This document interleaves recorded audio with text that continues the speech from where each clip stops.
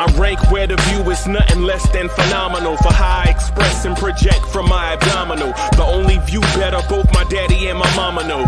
No living parents, my sons give me balance. My wife is my serenity, this mic is my identity. The world is foul enough, that's why I write without obscenities. Provoking danger with broken language and spoken anguish. Begging to get hurt, why would you ask to go through changes? Yes, Lord, life's a chessboard, master the angles.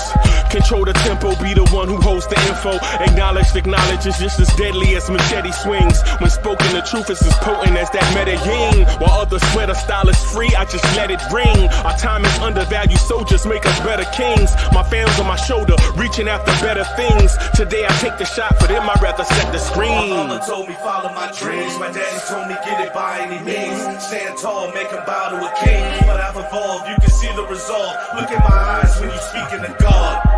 Life and for those who we caught up in using what I was taught with the muse. I guess they call it proving I'm more than an artist. Penciling out my darkest while stenciling out a harvest. And storing what gets me from A to B, just like garages. Instrumental with collages. Envision what I've been drawing. Broadway to give you rhythm like the great Lena Horne. So bent on, found comfort in the storm. Find peace and on when you see others perform. Organized chaos, I'll cast it like hey ya. Yo, party people in the place to be. Welcome to the Knicks at Night podcast. I got my boys backstage, Way and Stafford Don, Mr. Cully, the R&B sensation, and you got the Trinity sensation backstage, Stafford Don. Want to address the crowd real quick, the family real quick. Dope win tonight, right? Dope win. But first, I got to say something to you. So the Lawrence Tiz channel finally has made memberships available to the Lawrence Tiz family. Those that want to join and be members get special perks and privileges, such as early video. They get to see videos earlier than others. On some, they get their own separate live streams where members rock in a live stream where it's just us kicking it as family. Go to the community tab, click on the join button, and join the Lawrence Tiz family today. Become a member today. Let me bring my guys up real quick. Hold on. Let me find. Here we go. Introducing the R&B sensation, Cully. What's good? Yo. Stafford Don. What's good, Stafford Don?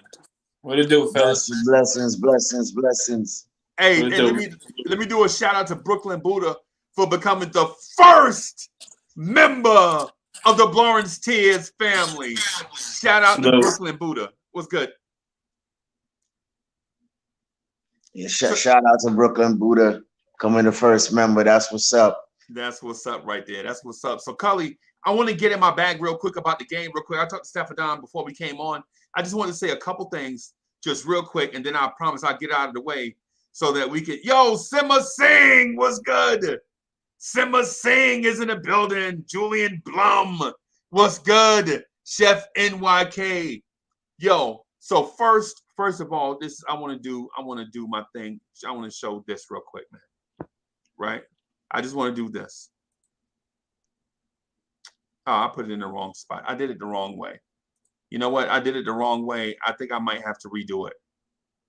Hey, so what I'll do is I'll back out of the way and let y'all do y'all thing first, and then I'll come back in with this thing that I had planned. Y'all mind doing that?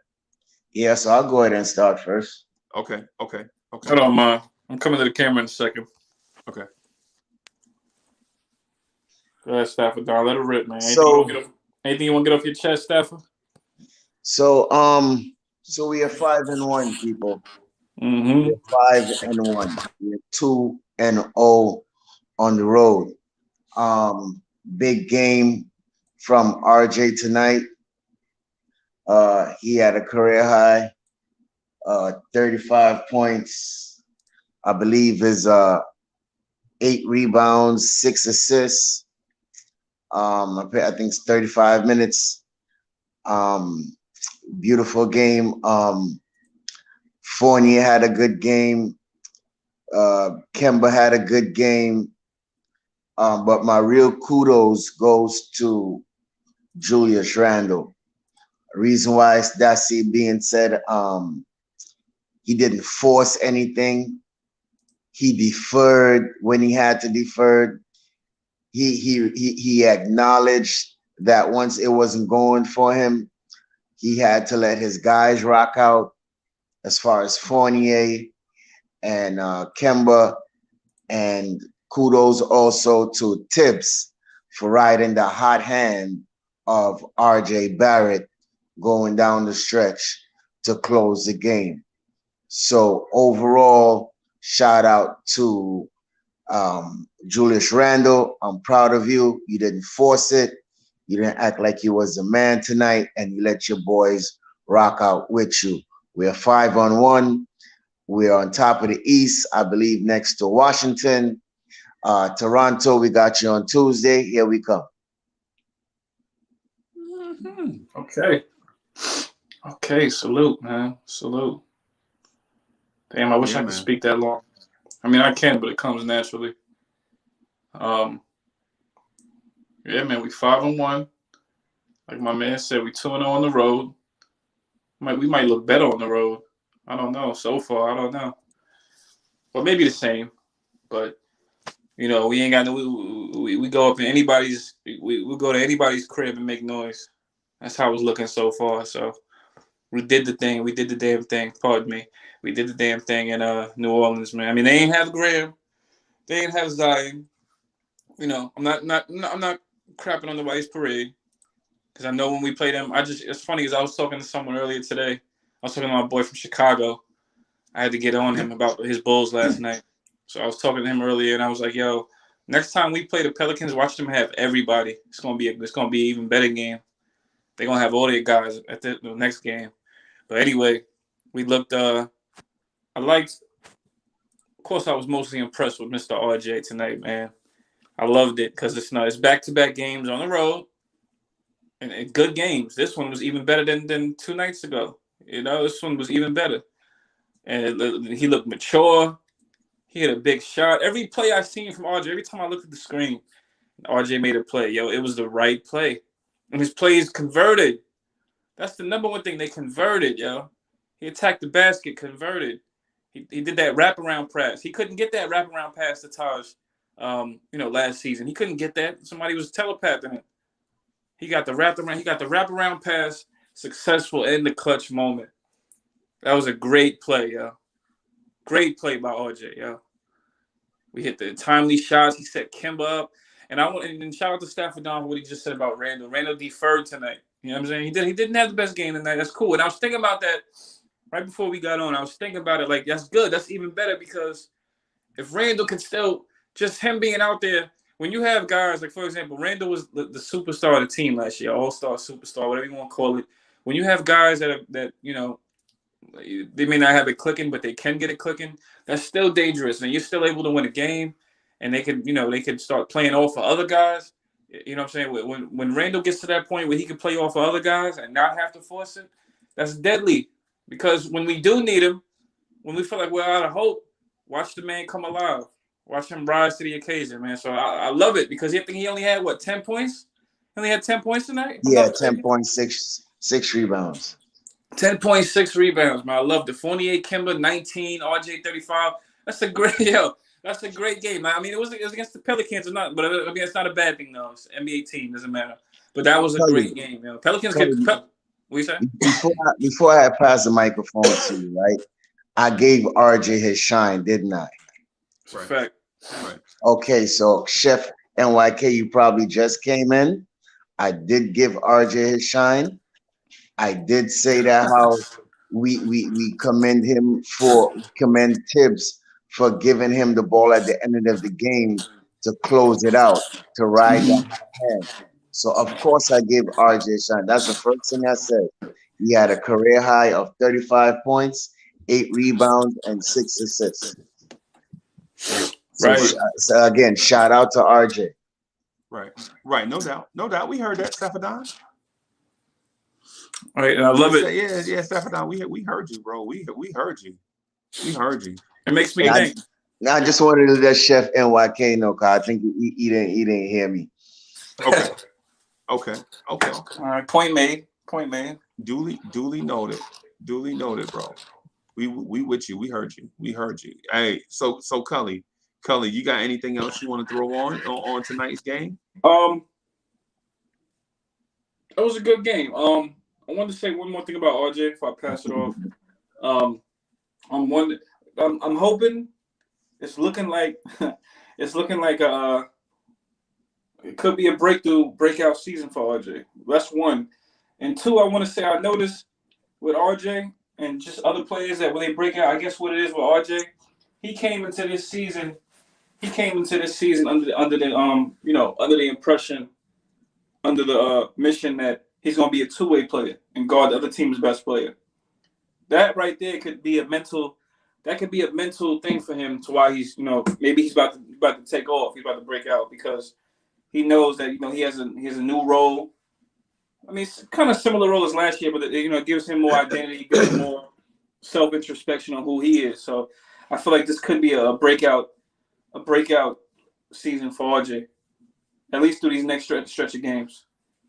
Mentally, especially mentally. Once it's mental, then that's when guys take off. Go ahead, Freezer. Okay. So I want to do. This is what I was planning to show everybody. Right? Can y'all hear me still? Yeah, I can hear you, bro. Yeah. So what I want to do is give RJ his flowers. RJ Barrett has a career game, right? 35 points, 12 of 18 from the floor, 6 of 8 from the 3-point line, 5 of 6 from the free throw line, 8 rebounds, 6 assists. Bro, this right here was the game we had been waiting on for RJ Barrett's whole career. And shout out to Dolly because Dolly and I pointed out something in last night's conversation. We spoke to how when RJ Barrett starts cooking, the ball always seemed to go away from RJ Barrett. For one reason or another.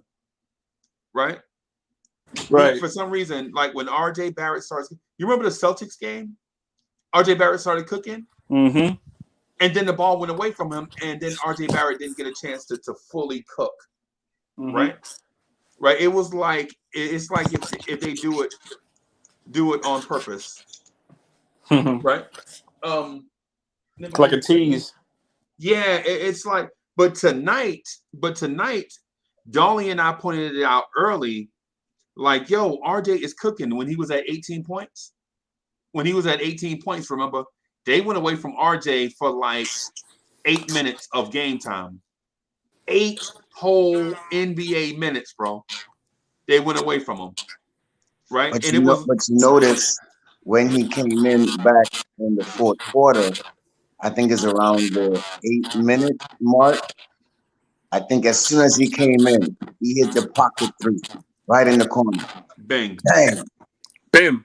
You understand what I'm saying? So his awareness on the court has improved also too. Mm-hmm. Yeah, man. You just got to give it to him, man. And I think Uncle Fulio called it out too. You wanted a 30-point game. He gave you a career high, 35. I think Uncle Fulio said send the link, Uncle Freezy. Did you talk up Uncle Fulio, bro? Yes, he's in the chat. Yeah, man. Yeah, man. Yo, I liked just want to butt in. I like that little at the beginning of the game, that little three from the top of the key by RJ when he just pulled it. Loved it, yo. Right. I was telling Staffordon, I was like, yo, watch when I try to get in my bag, I ain't gonna be able to finish. I was just telling Staffordon that right before. Stafford, am I lying? You ain't lying, bro. No shade at Cully. No shade at Cully. But I tend to get long-winded with stuff. And what I do is I draw the stuff out. But Cully, let me hurry up and do this real quick so I get out the way. No, do your thing. Yeah. So what happened is one of the things I wanted to point out was before this game on the season, RJ Barrett had scored a total of 68 points before this game. Right? And so he scored more than half that season total in one game tonight when he scored 35. Right? So now your man's RJ Barrett is up over 16 points a game, right? And this is about where we expected him to be, somewhere between 17, 18, 19, 20 points a game. I don't know if we expected RJ Barrett to be a 22 point per game scorer and be the leading wing defender, but we did expect him to be. Hello, did we lose? Did we lose somebody? Did we lose you, Freezy? No, we good. You said we did expect him to be what? I couldn't even. You went out on my end. Okay. So we didn't expect RJ Barrett to be, say, a 25, 22 point per game scorer.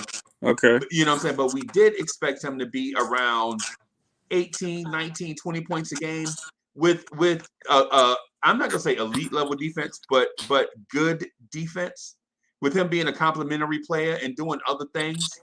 Finding his role with the team, and with the past coaches that we had guys here that had ability to play, but they never had a role, right? But now you see Emmanuel Quickly is in a certain role. He's not thriving in that role yet, but he's in it, accepted it. RJ Barrett has a role now. His role is to be a complimentary scorer and the best team wing defender. He's in that role. That's his role, right? Mm-hmm. Tonight, he excelled in that role, right? Tonight, he excelled in that role. and on that note, I think I don't want to overstate what RJ Barrett did tonight by scoring 35 points against a team that was struggling. But what I will say is the fact that RJ Barrett has embraced this role and showed that given the opportunity, that on some nights he can carry the load for this team. And we had been expecting that since day one when RJ Barrett got drafted. And this is what we needed, as you say, for a long while. A 6'9" wing defender that GI always been screaming about. We have that guy in RJ. We have that wing defender in RJ. I was looking at a stat today with as far as defensive wings, and RJ is at the best at the defending 12 shots per game. He's one of the best wing defenders in the game right now. Right, yeah, I saw that. All this talk about we need a wing defender. We have a wing defender. That is RJ Barrett. He has committed himself to the defensive end. The coach and the team has asked him to do a lot of things. And right now we are seeing RJ flourish in his third season as a NBA Knick. So shout out to RJ. Shout out to all the haters of RJ. We have one on the line right now who was doubting Mr. RJ, said he never scored 30 points. So now he gets to eat his words right now. And I will pass the mic to Uncle Fulio. Salutations, bro. What's good? How you doing? What's going on? First and foremost, salute Freezy, Cully, Staffordon. Always a pleasure being on here. Blue Orange cheers for the win, as always. Let me just say this, all right? First of all, Staffordon, I did say RJ Barrett never scored 30 points in the game before, but I quickly corrected myself because he did score 32 last season against OKC. Right? So I definitely pointed that out right after that, okay? Here's the thing with RJ Barrett.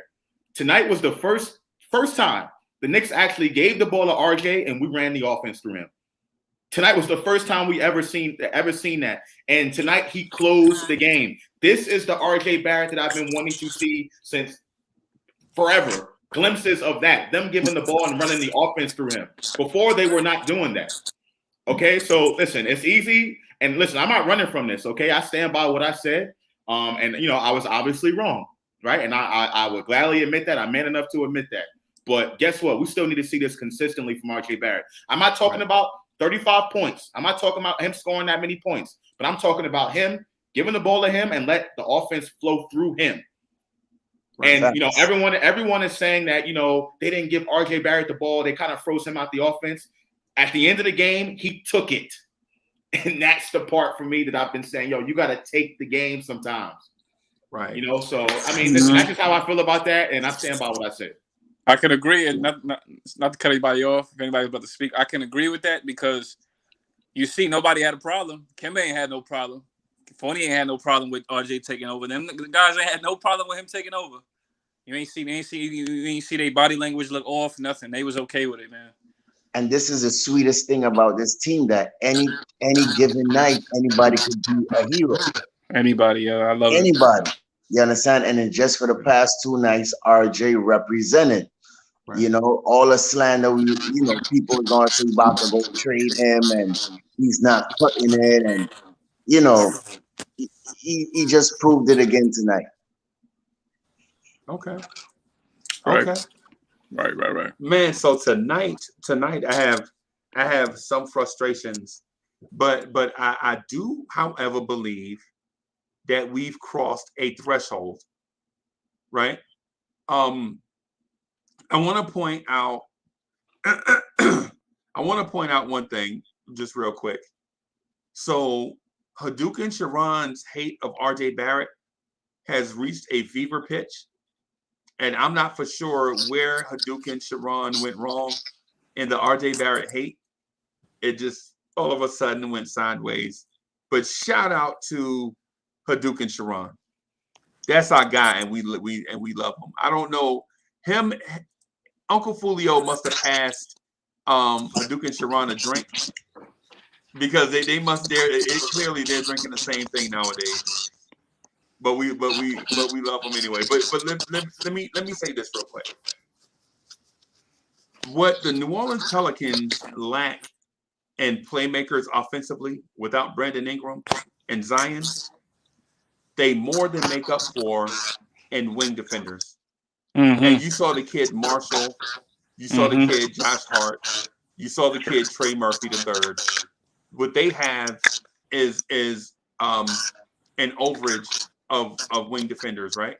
Mm-hmm.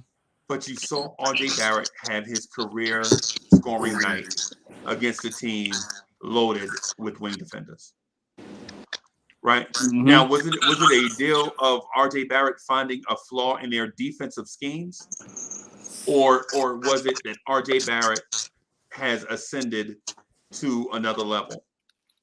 I want to Danny Landis. What up, Danny?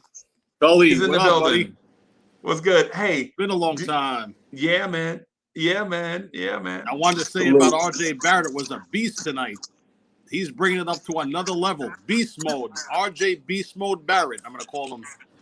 So do you think RJ Barrett crossed a threshold as a player? Is this like, not saying that this one game means we should retire his jersey. What I'm saying is, you know how you hit your head up against the obstacle for so long, and then you finally have a breakthrough? Do you think that's what we're looking at? Maybe a breakthrough where RJ Barrett has faced this same thing. Well, I scored 18 points. I knocked down a couple of threes. I can't get across this hurdle. He did that tonight. Do you think that's one of those deals where it's one of those things he can that 20 point per game cap is in his rearview mirror? I believe it could be.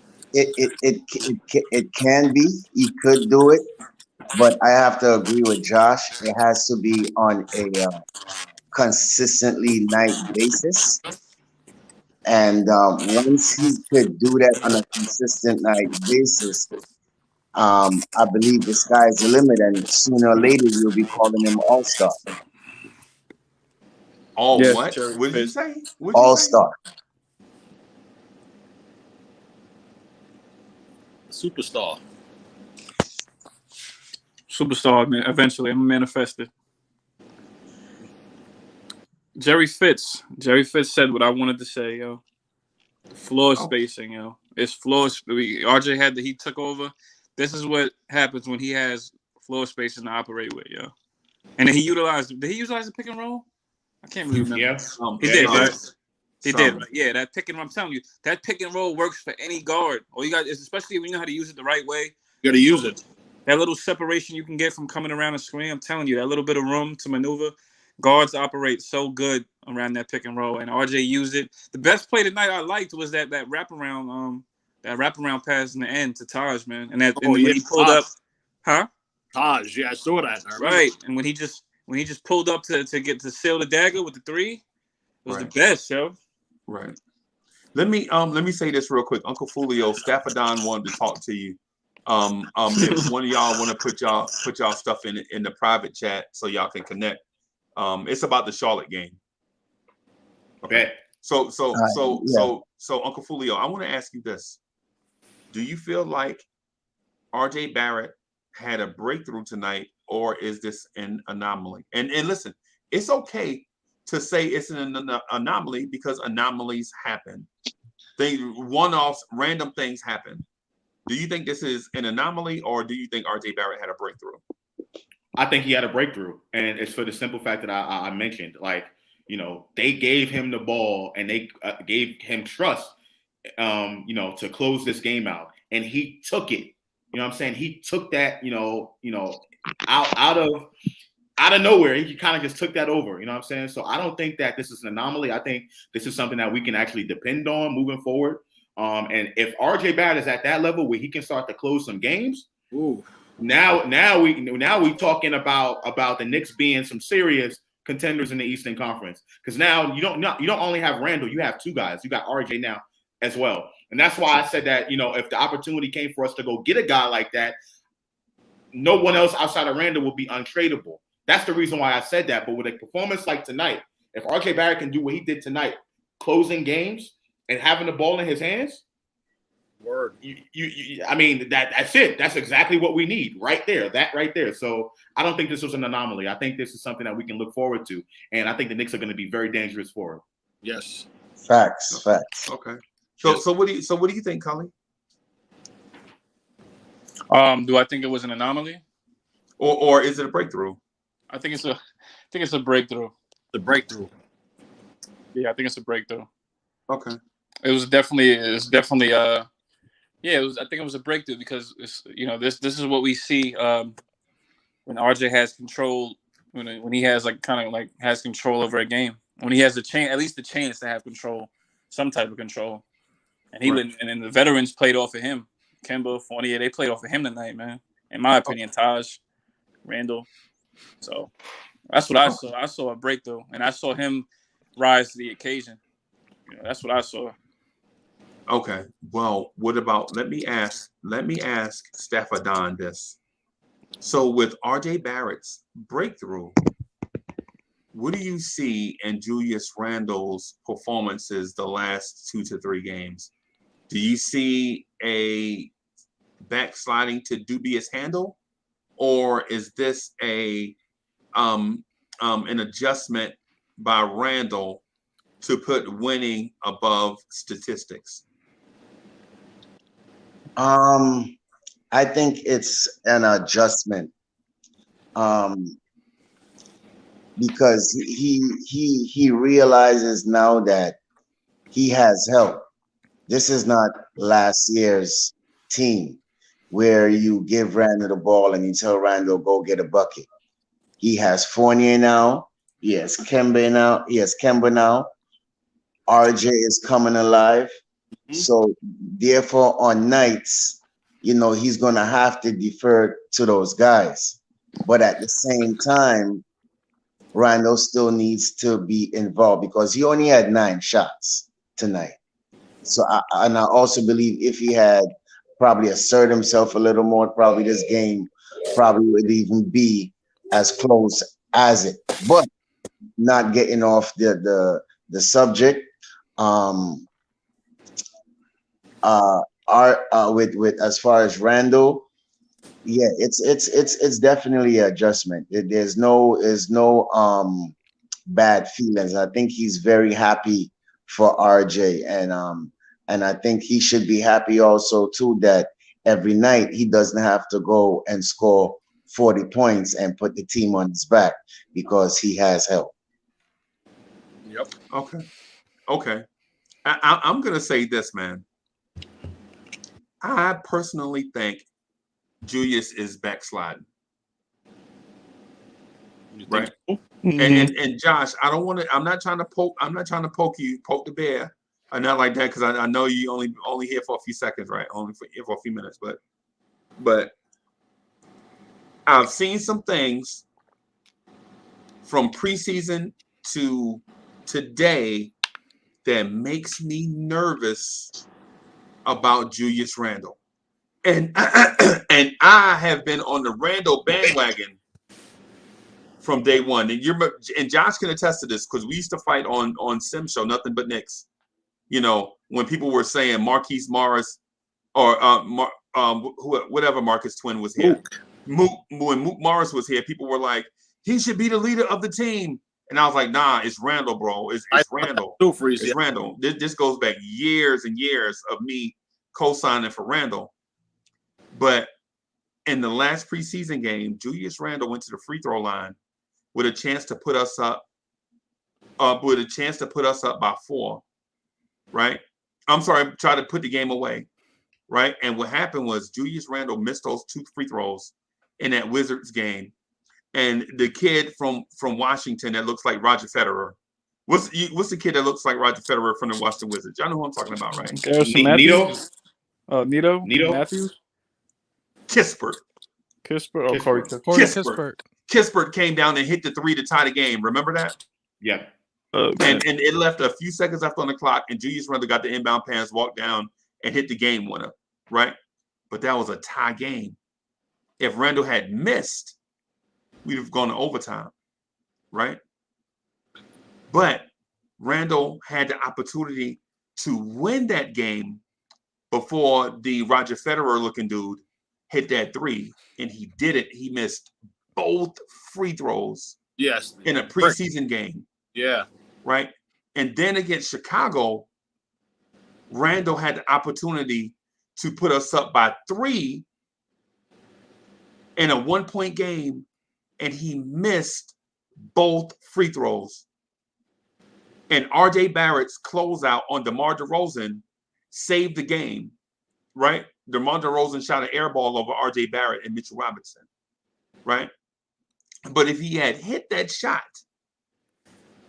we would have been talking so much trash about Julius Randle right now that it wouldn't be funny. And it's because something has happened to these guys when they're trying to figure it out. Something has happened with Emmanuel Quickly. Something has happened with Julius Randle where the same fire that was there last season is not there, in my opinion, not there this season. Remember last year, Randle was carrying the team. He was like, yo, I put this team on my back, right? The last time we played New Orleans was on the Julius Randle revenge tour. Right. You know what I'm saying? You remember it was Memphis, New Orleans, Dallas, the Lakers, Phoenix, all those games in a row where Randle had gone off. He was going in. But this time against a former team, Randle only took 9 shots. So it makes me think that there's something going on there, and I don't know what. And I'm not bashing Randle. I want the chat. Listen to me. Listen to me when I say this. I want y'all to help me figure this thing out. Right? I want y'all to help me figure this thing out because I'm not perfect. And and I'm a jaded Knicks fan. I think every time somebody does good, I think they're a Hall of Famer. Every time they do something bad, I think we should cut them and send them to the G League. I'm a Knicks fan, right? Just like y'all. Y'all know that this is how it works. When somebody has a great game, they're the GOAT. When somebody has a bad game, we want to throw them away. I'm a Knicks fan, just like y'all. So you're toxic. Can't help it, bro. Can't help it. Uncle Fulio, what do you think about Randle? Do you think I'm off against Randle with the Randle thing? Or is there something there and Uncle Freezy can't put his finger on it? Okay, so I think you're a little bit off about it, right? Okay. I do think I see where you're going with this about late in games and stuff like that. But to be fair, Randle is getting all his other teammates involved, which is what everyone really wants him to do anyway, because of our ability to knock down the 3-point shot. That's number one. Number two, Randle has also been super aggressive in a lot of these games, right? So he's been taking it upon himself to be that dude, right? And a lot of people are upset about that. I just think Randle right now is in a weird spot where, you know, he's so used to being the guy, being the only person to score. He's not really used to having this much successful players around him. And, you know, it's kind of a new thing for him. He's in a new role, just like everyone else. So I think it's more of that. Myself and Sim were talking about it earlier, how at the end of the games, Randle was being the inbounder. He was the person, you know, after makes inbounding the ball because they knew that New Orleans he wouldn't get fouled. So he wouldn't get fouled. And Sim said, well, maybe there might be something there. But my whole thing with that was, I think it's just because, you know, Randle just tonight wasn't in it mentally. I think Randle was out the game mentally. He was very lazy on defense. His body language on the bench was kind of off. I don't think that's going to be a recurring thing. I just think it was this game. And, you know, I think he'll recover from it easily. I think he'll come back and start being that dude again. But I'm not really going to go all out about this whole Randle thing and being scared. Yeah. Bro, I don't want to go down this road. I don't. Right. You know what I'm saying? Mm-hmm. But clearly something is going on. And it's not just me seeing it, because people will say, Uncle Freeze, you tripping. It's just something. It's something new for Randle. Well, if you say something is new for Randle, someone got crazy feedback.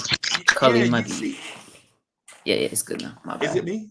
No, it was Cully. Cully sometimes has it when he doesn't have it. Yeah. So if y'all are saying Uncle Freezy, you tripping, Randle is getting used to blah blah blah, y'all see it too, and I'm not tripping. Because if you recognize it and justify it, that means y'all see the same thing or something different than what, or the same thing or what I'm seeing also. Can I just say one more thing, Freezy? Sure. As I was saying earlier before, this is something new for Randle. Randle never had a successful coach like this. As Uncle Fulio said, Randle never had successful players like this. He never had a coach that put him in a position to win. Randle never went to the playoffs until last year. He never been the number one option until he came to this team. Right. So everything is an adjustment. And then I have to agree with Josh also again. This is just a one-time thing. He will come out of it. You understand? Because there's going to be games where we are going to need Julius Randle. We are going to need him to make shots. We are going to need him to pound the ball in the paint. So, you know, I think it was just something tonight, man. And as I said, it's going to have nights where he's going to have to defer to the guys because he realized that, you know, these guys is going to make shots when he's not going to make shots. So you agree that there's something there. There's something to it. I mean, it's just not permanent. I mean, we don't want to nitpick on everything, but I mean, there's probably a little something, but it's not much to really say. Oh wow, he's regressing like super regressing, and he have a bad-minded attitude because these guys is making shot and RJ is shining. Nah. I don't believe so. I seen somebody said it's the flow of the game, so I believe in the flow. I'm not gonna lie. I think you're sugarcoating it a little. Nah. Yeah, because Randle. You think I'm really sugarcoating it? Yeah, because Randle has not been able to even get into his shot a good amount of time. He's not been. He hasn't even been getting doubled as much. As he has. He has. Not as much as I said. Not as much as he has last year. There's no way you're saying that he hasn't, not to the same amount as last year. No, but it's like he's having a tough time going. He had a tough time going against Lonzo, Javonte Green, and Caruso. He didn't really back them down, and he's just been having trouble getting into the shot sometime. Like today, I don't know. Today he just didn't shoot as much because he saw it wasn't there. I don't know. I think he's fine, but he has been off. Well, last season he was double teamed the third most amount of times in the NBA. Yeah, it's obviously not as much as that. Yeah. It's not gonna happen as much as that. So I'm not using that as an excuse for him now, because he's making great passes to get. Like he's making better passes than he made last year, and he's making it quicker, than he did last year to get out of that. So what happens is when Randle gets the ball in an isolation situation, as soon as he puts the ball on the floor, they're sending that double team at him, kind of like a half zone, kind of similar to what Atlanta was doing to him last season in the playoffs. Right. So that's the reason why. So that's why it's not a double team off the outset. As soon as he gets the ball, send a second guy at him. They're timing that double team and they're running a defensive scheme. Yeah, they're running a defensive scheme against Julius Randle to prevent him from being as effective. You know what I'm saying? I personally think the Knicks can, if they put him at the top of the key and run an offense that way, instead of putting him on one side of the floor, I think that it'll be better for the offense. That's just my opinion. No, they'll just run a 1-1-1 shade if that's the case, if they even put him at the top of the key. So really makes sense. Makes sense. Yeah. Yeah, Ethan's right. What they'll do is the both wing defenders will be alerted whichever way he go. When he put the ball down on the floor, whichever direction he go, the defender on that side will come as opposed to. But yeah, I understand they're setting him up to his, like, he's setting up to like his favorite spot. Like almost every time he's getting set up to his favorite spot, but you're not seeing like the same effectiveness as last year. Like with him just stepping back and shooting, like you're seeing him hesitate a lot more. Like I've seen him hesitate a lot more. It's like what I said in the playoffs last year. Like I saw him hesitate in one game more than he did for the entire season. He hesitated a lot today. Yeah, I just think he's almost like a pump fake a little right now because it's not like he shot well today because he didn't shoot that much. But yesterday he shot. I mean, last game he shot bad and he was getting clamped up. And then the game before that he shot 8 for 24. So he's having a tough time right now. But I'm fine because I think he's gonna do well. Continuing on, but still, I think that's just him right now. So guys, I'll tell you what I think it is, and maybe, and this is not I don't want this to be the Bash Julius Randle show, because it's not. Y'all know I love Julius Randle. I love RJ Barrett more than I love any Knick. I think RJ Barrett is one of my top 5 favorite Knicks of all time, right? So, but the thing is with Randle, I think the pace of play affects Diggs. Pace of play, like when you speed the game up, more possessions affect dudes that are 6'8", 6'9", 6'10", 240, 250, 260. Those type of dudes don't have the same effectiveness in an up and down game as they do in a walk it up, bang, bang, bang, body on body, you know what I'm saying, physical type, draw it out game. I think that may be one of the contributing factors. I don't know if it's the contributing factor though, right? Because you saw in the up and down pace, when at the beginning of the game, Valanciunas was killing us, right? Towards the end of the game, Valanciunas was exhausted. He was eating us. Yeah. Towards the end of the game, I told you he was gonna cook. I told you he's gonna cook, and he was cooking. You right? Yeah, I said it too. I said Mitch would have a hard time, yeah. Yeah, and shout out to Hadouken because he said it. He called it. Duke called it. Nah, it's gonna be tough. I mean, Mitch tries his best with that. Like there was like possessions where he was off on the defense, but it's kind of like what Vucevic made like tough like floaters and like little hook shots against him, and that's just what these offensive like big men are gonna do to you. Like, I expected that. Like they did a good job getting Valanciunas for Zion because that's the best type of center you need next to Zion when he comes back. Because unlike Steven Adams, he actually can stretch the floor and like beast in the paint. Yeah, he's actually a really good pickup for them. Right. In my opinion. He's a strong dude. He's a strong guy. He's not he's giving Robinson some trouble down there. He was making tough fadeaways too in the first half over Mitch. Like Mitch was actually contesting it well, and he was just making it. Like he was keeping them alive for like a good amount of the game. And I think somebody's going to trade for him. Threes. I think a contender is going to trade for him before his contract is up. His contract is up after this year. No, he signed an extension. No, he signed an extension. Oh, the $40 million one, right? Which is looking like to be underpaid right now. Yeah, he probably did that more in the open market. Yeah, exactly. But to the point though with Julius Randle though that I was making is, I think the pace of play may not affect Julius Randle's endurance, but the way he sees the court and the way he sees offense, right? Because in an up and down game, up and down the floor, you know what I'm saying, passing lanes are different, driving lanes are different. You know what I'm saying? Defenses are different. Julius Randle last year could go up against a set defense as long as he knew where they were coming from and still make an all-star team. This year, when everybody's scrambling, all this movement and stuff up and down, whether it's vertical or horizontal, there's a lot of stuff going on with the pace. So I think Julius Randle is seeing something, and he has to get used to it. And I think the same thing is happening with Emmanuel Quickly, because his shot is flawed. Right, he's brick city. It's been right horrible. now. Yeah, and in his new role, I think the adjustment hadn't clicked in yet, like it did for RJ. I think RJ's adjustment clicked in the Bulls game, and you see it starting to manifest now. But Quickly has been nothing like the player that we saw last year. And so, Uncle Fulio, do you think I'm off on that, or Dolly, do you think I'm seeing ghosts right now?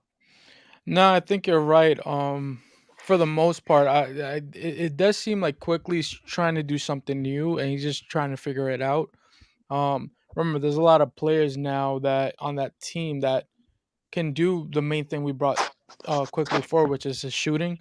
Now, can they get into the paint like Quickly does? I don't think the other players that we got can do that, other than like obviously like the Kembas and the D Rose. So I mean, like his value is still there. So I don't want to knock him for that, but I just think he does need to adjust quickly. You know, that's not I guess the pun was intended. Yeah, I guess Pun was intended. The pun was intentional. Yeah, it caught me. I said it and it caught me by surprise. I was like, wait, like, yeah, but yeah. I mean, I think he'll adjust. I think he's got to give it time. I think once he sees his shot drop, I think we're fine. I think he just needs to see it go in. Okay. Yeah, I totally agree with that. No, I'm about to get off. I can't stay on too long. Freezy, thanks for having me on again. But I totally agree with you. I think Quickly is just still finding his way on this current group of players. Just like everyone else on the team is doing the same thing, right? It's not set in stone what the Knicks are going to be just as of yet. Things take time to kind of marinate naturally. So I'm willing to wait 20 games into the season for me to fully judge everyone's performance and things of that nature. I think the Knicks are still working some things out. So that's just how I feel about that. But Freezy, thanks for having me on. I just had to come on. Bro, you gonna plug your show, man? Come on, dog. You gotta act like you stop acting like a rookie, bro. What's going on with you? Controversy tomorrow morning at 11 a.m. Someone from NBK, the chat, wanted to battle me on this RJ thing, and I'm not running from nobody. I'm not running from nobody. So you'll see me tomorrow at 11 a.m. before the football game start. I'm only gonna be on for an hour or so. Once I get this guy out of here, I'm sending back to the chat. So tune in for that. Tune into that. And once again, I just got to show my face to let y'all know I'm not running and I ain't scared. So peace, y'all. Thank you. Peace, brother. Yeah. Peace out. Yeah, man. Hey, Ethan, what's good, man? What's good, yo? How y'all doing? Man. Good, man. Good. Straight. I have a topic that I wanted to bring up with all of y'all. And listen, I know all of y'all are gonna try to jump me on this topic, but I'm not scared, bro. I think based on previous answers and personalities, I think Ethan will be on my side, and I think I might be able to pull Stafford down to my side. Everybody else is gonna jump me, bro. I know how this works. Oh, you already know that. So the narrative has been the Knicks play down to the competition, right? No matter who it is that we play, or not play down, but play to the competition. To a Celtics team, we play up to a Celtics team. We play up to a Sixers team. We play down to the Magic. We play down to the Pelicans, right? I'm here to tell you, I don't think that's so.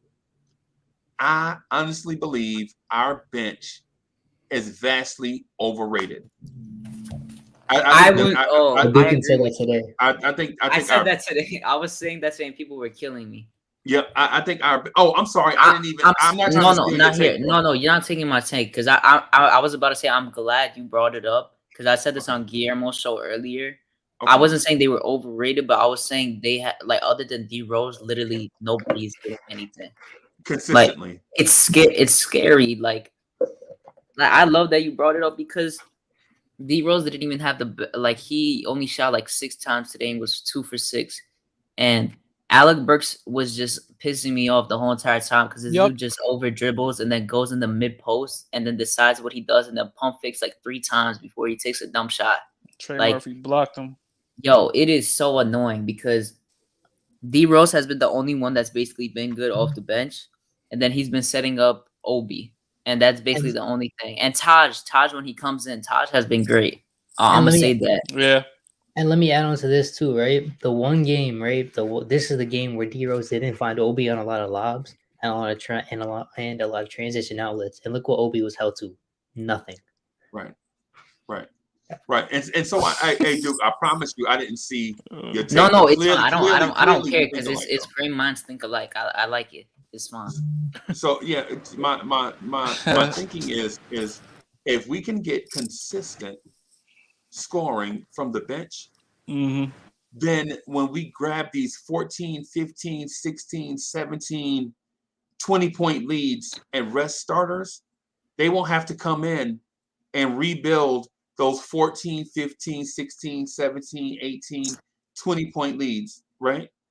And I think that wears on us towards the end of the second half, right? The reason why we give up leads late is because we had been giving up leads all throughout the game, and we just run out of gas. And teams know that. They know just keep punching at them. Just keep punching at them, man. Let them jump out to a lead. Just keep going at them, and they'll run out of gas.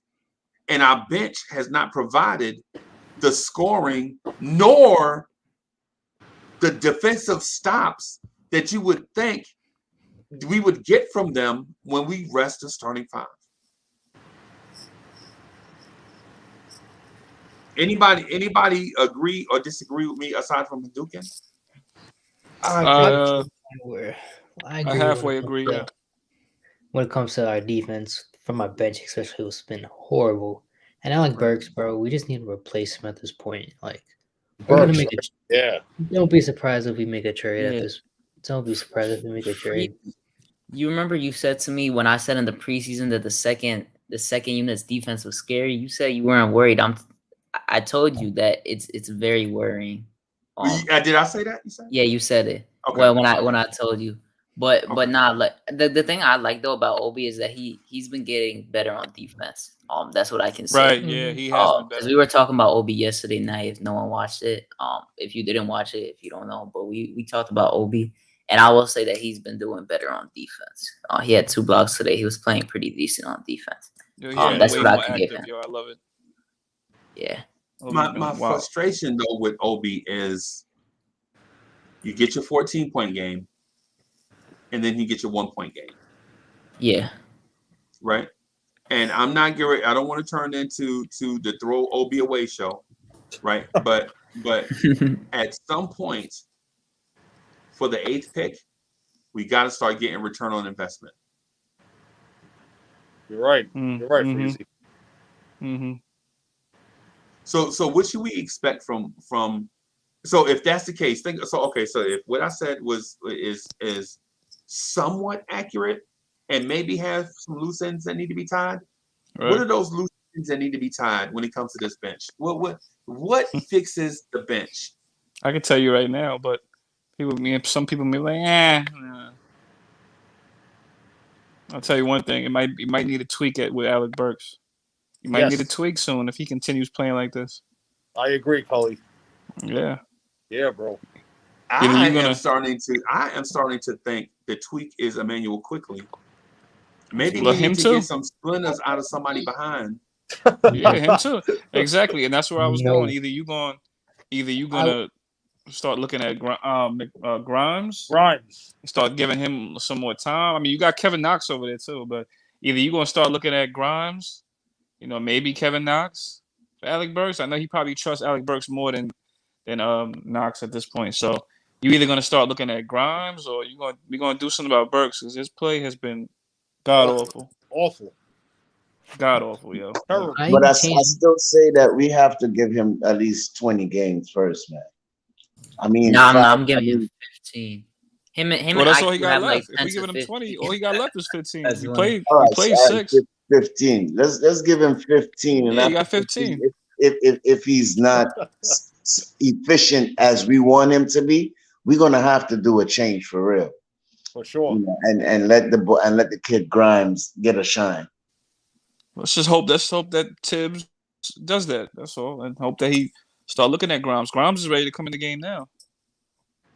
I'm still so disappointed when I look back at previous draft picks. We could have like not had this problem if we just made the right pick. We could have. Or made the obvious pick. Right. Well, we'll say this. I will say this. I've had this thought before watching today's game, and then I watched today's game, and when the bench came in, I was like, oh my, Derrick Rose don't have it. Early. When I saw Derrick Rose didn't have it going, he knew he didn't have it going, so he didn't shoot. Right? So I was like, oh, if Rose is not shooting, what are we going to get from the bench today? Right. That's why he's so important. We're just gonna get cardio. He literally like is the leader of the bench, and I can't even blame him for his off nights because he has so many good nights. Right. So I can't blame anything on him. It got to be everyone else. Yeah, but you already know he didn't want to force it either. Well, I mean, we had Taj coming with 13 points. He picked up the slack, right? I believe Burks picked up a couple of the slack also too. I think he had about 8 or 10 points. He had a couple shots, yeah. So even though Derrick Rose and Obi and Quickly, all these guys didn't show up, you know, we still had the vet come in and put down 13 points, 6 rebounds, 2 blocks, and still had an efficient night. So even though the bench didn't do his job tonight, we still got to get an old boy hand clap for doing his job tonight. Right. Yeah, I'm not going to lie to you, Stephen. What my expectation with NBA players is this, and Ethan could probably speak to this, right? If your shot's not falling, thrive in other areas. Do something else, right? And it's the reason why people think I hate Obi Toppin, and I don't. Y'all know I love Obi. But Obi played 10 minutes and had 2 rebounds in an up and down game where the Knicks took 81 shots and the Pelicans took 92 shots. So that's a total of 173 shots. A total of 173 shots, right? 42 were made by them, 42 were made by us. So you're talking about 84 shots made, right? So what is that? 79 something misses or whatever the number is? Yeah. Yep. And Obi Toppin grabbed 2 rebounds in 10 minutes. Wow. 2 rebounds. How do you do that? And listen, I know Darley is about to chew me out, right? I know this. Darley about to chew me out because he swear up and down I'm on Obi all the time. But bro, when you 6'9", 220 and is an athletic freak, you play 10 minutes and you grab 2 rebounds? That's no good. It's horrible. That's no good. That's terrible. You only have 1 point. That athletic? Jeez, that's terrible, man. For that Yeah, height, because you. If you notice, when the bench came in, that's when New Orleans made their run. Right. Terry Lewis, Marshall, Murphy III, Hayes, all these young guys, they were running Obi and all these guys up, out the gym, literally, and try to bring back the game back to what? That was about 4 points or 3 points, right? Until they had us to bring back in the starters, and the starters came back and pushed back up the lead. So to Freezy's point, Obi has to do better. 89 missed shots, bro. 89 missed shots, and Obi Toppin grabbed 2 of them. Hey, I'm not tripping on Obi specifically, but when your shot's not falling, you would like for people to pick up the slack and do other stuff. That has been our thing with Randle. When Randle's shot wasn't going, Randle would grab a trailer load of rebounds and a book bag full of assists. Yeah. Right? That's the standard we hold to our players. Like, when your shot's not going, do something else good. And Tibbs said that. Tibbs said, when your shot's not going, do something else good. He had 2 blocks, right? Yeah, I think he had 2 blocks also. So he taught his 3 blocks or 2 blocks? 3 blocks or 2? Was it? I thought it was 3. I thought it was. So he had. Let's go to the stat sheet. So he had Freezy stat sheet. Oh, so he had 2 blocks. Okay, 2 blocks. It felt like he was doing more defensively. I want to give him credit for that. But Freezy, remember we also said last night when he was talking about Obi is that he's not really underneath the rim to get the rebound because Taj is there. So when the rebound comes down, remember he's running like a gazelle to get on that fast break, right? So, but I understand what you're saying as far as rebounds. He should be more on the offensive rebounds. He should be trying to get more putbacks. You understand what I'm saying? I like how he's defending. He's getting 2 blocks, but how much rebounds you say he had? 2. 2. That's poor. That's poor. Right. Alec Burks had more rebounds than him. Jeez. Right. Yeah, that's poor, man. Come on, Obi, man. And where's G-Man to defend you? Yeah, G-Man, where are you? Where is G-Man? G-Man don't show up when Obi has bad GI? games, bro. When Obi have bad games, G-Man go missing. So it's just what it is, bro. He's MIA. Yeah. So I don't want it. So this ain't just about Obi though, because quickly didn't show up either. No. And at one point I was hoping that Tibbs would pull the trigger on quickly and play Grimes. Yeah. Be nice. Right? Yeah. Real quick. There's 77 people watching. Smash that like button. We're at 39 right now. We all know we could go a lot higher than that. Show Freezy your support. Try to get that up and subscribe and turn that notification bell up. Because nobody we doing like Freezy goes all day, so you definitely got to show love to Freezy never sleeps. Freezy's always going. We don't sleep. And if you are so inclined, if you want to get the inside track to membership perks, click the join button, become a member of the Lawrence Tears family so that you can get private live streams just for you guys and access to behind the scenes Lawrence Tears things like photos and short videos and show ideas and things of that sort so that you can contribute to the Lawrence Tears family and to the content that we provide. So go to the community tab, click on the join button, right? And become a member of Lawrence Tears. Yes. And Jerry Fritz, I never said the bench gave up the lead. I said when the bench came in, they made New Orleans come back. That's what I said. All right. So I didn't say the bench gave up the lead. I said when the bench came in, that's when New Orleans made their run and brought them back. No, they didn't. They didn't take the lead. The closest they got was right. 3. They got closer. Right. So the bench never gave up the lead.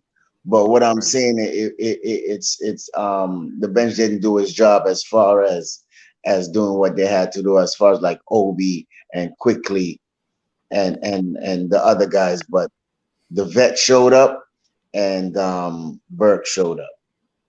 Right. Cully, what's going on, man? What up, Pimpin? Yo, Cully. My bad. What up? Hey, man. Good, man. Hey, man. So what are you thinking? Are you thinking this team is something special now that we're 5-1? Oh, of course. It just all has to get tapped into, man. The potential of this team was all got to get tapped into, and I think it's coming together. Okay. You know what I mean? It's coming together. The only thing I can say is I don't have nothing bad to say. My only concern is health, and I just hope it stays good. Right. At Freezy, it looks like Robertson every game was almost getting injured every game, right? Yeah, man. Not this game. I don't think so. He didn't get hurt this game, did he? No. He fell hard this game. But fell hard, yeah. Oh, I remember. Yeah, he tried to dunk it on Jonas.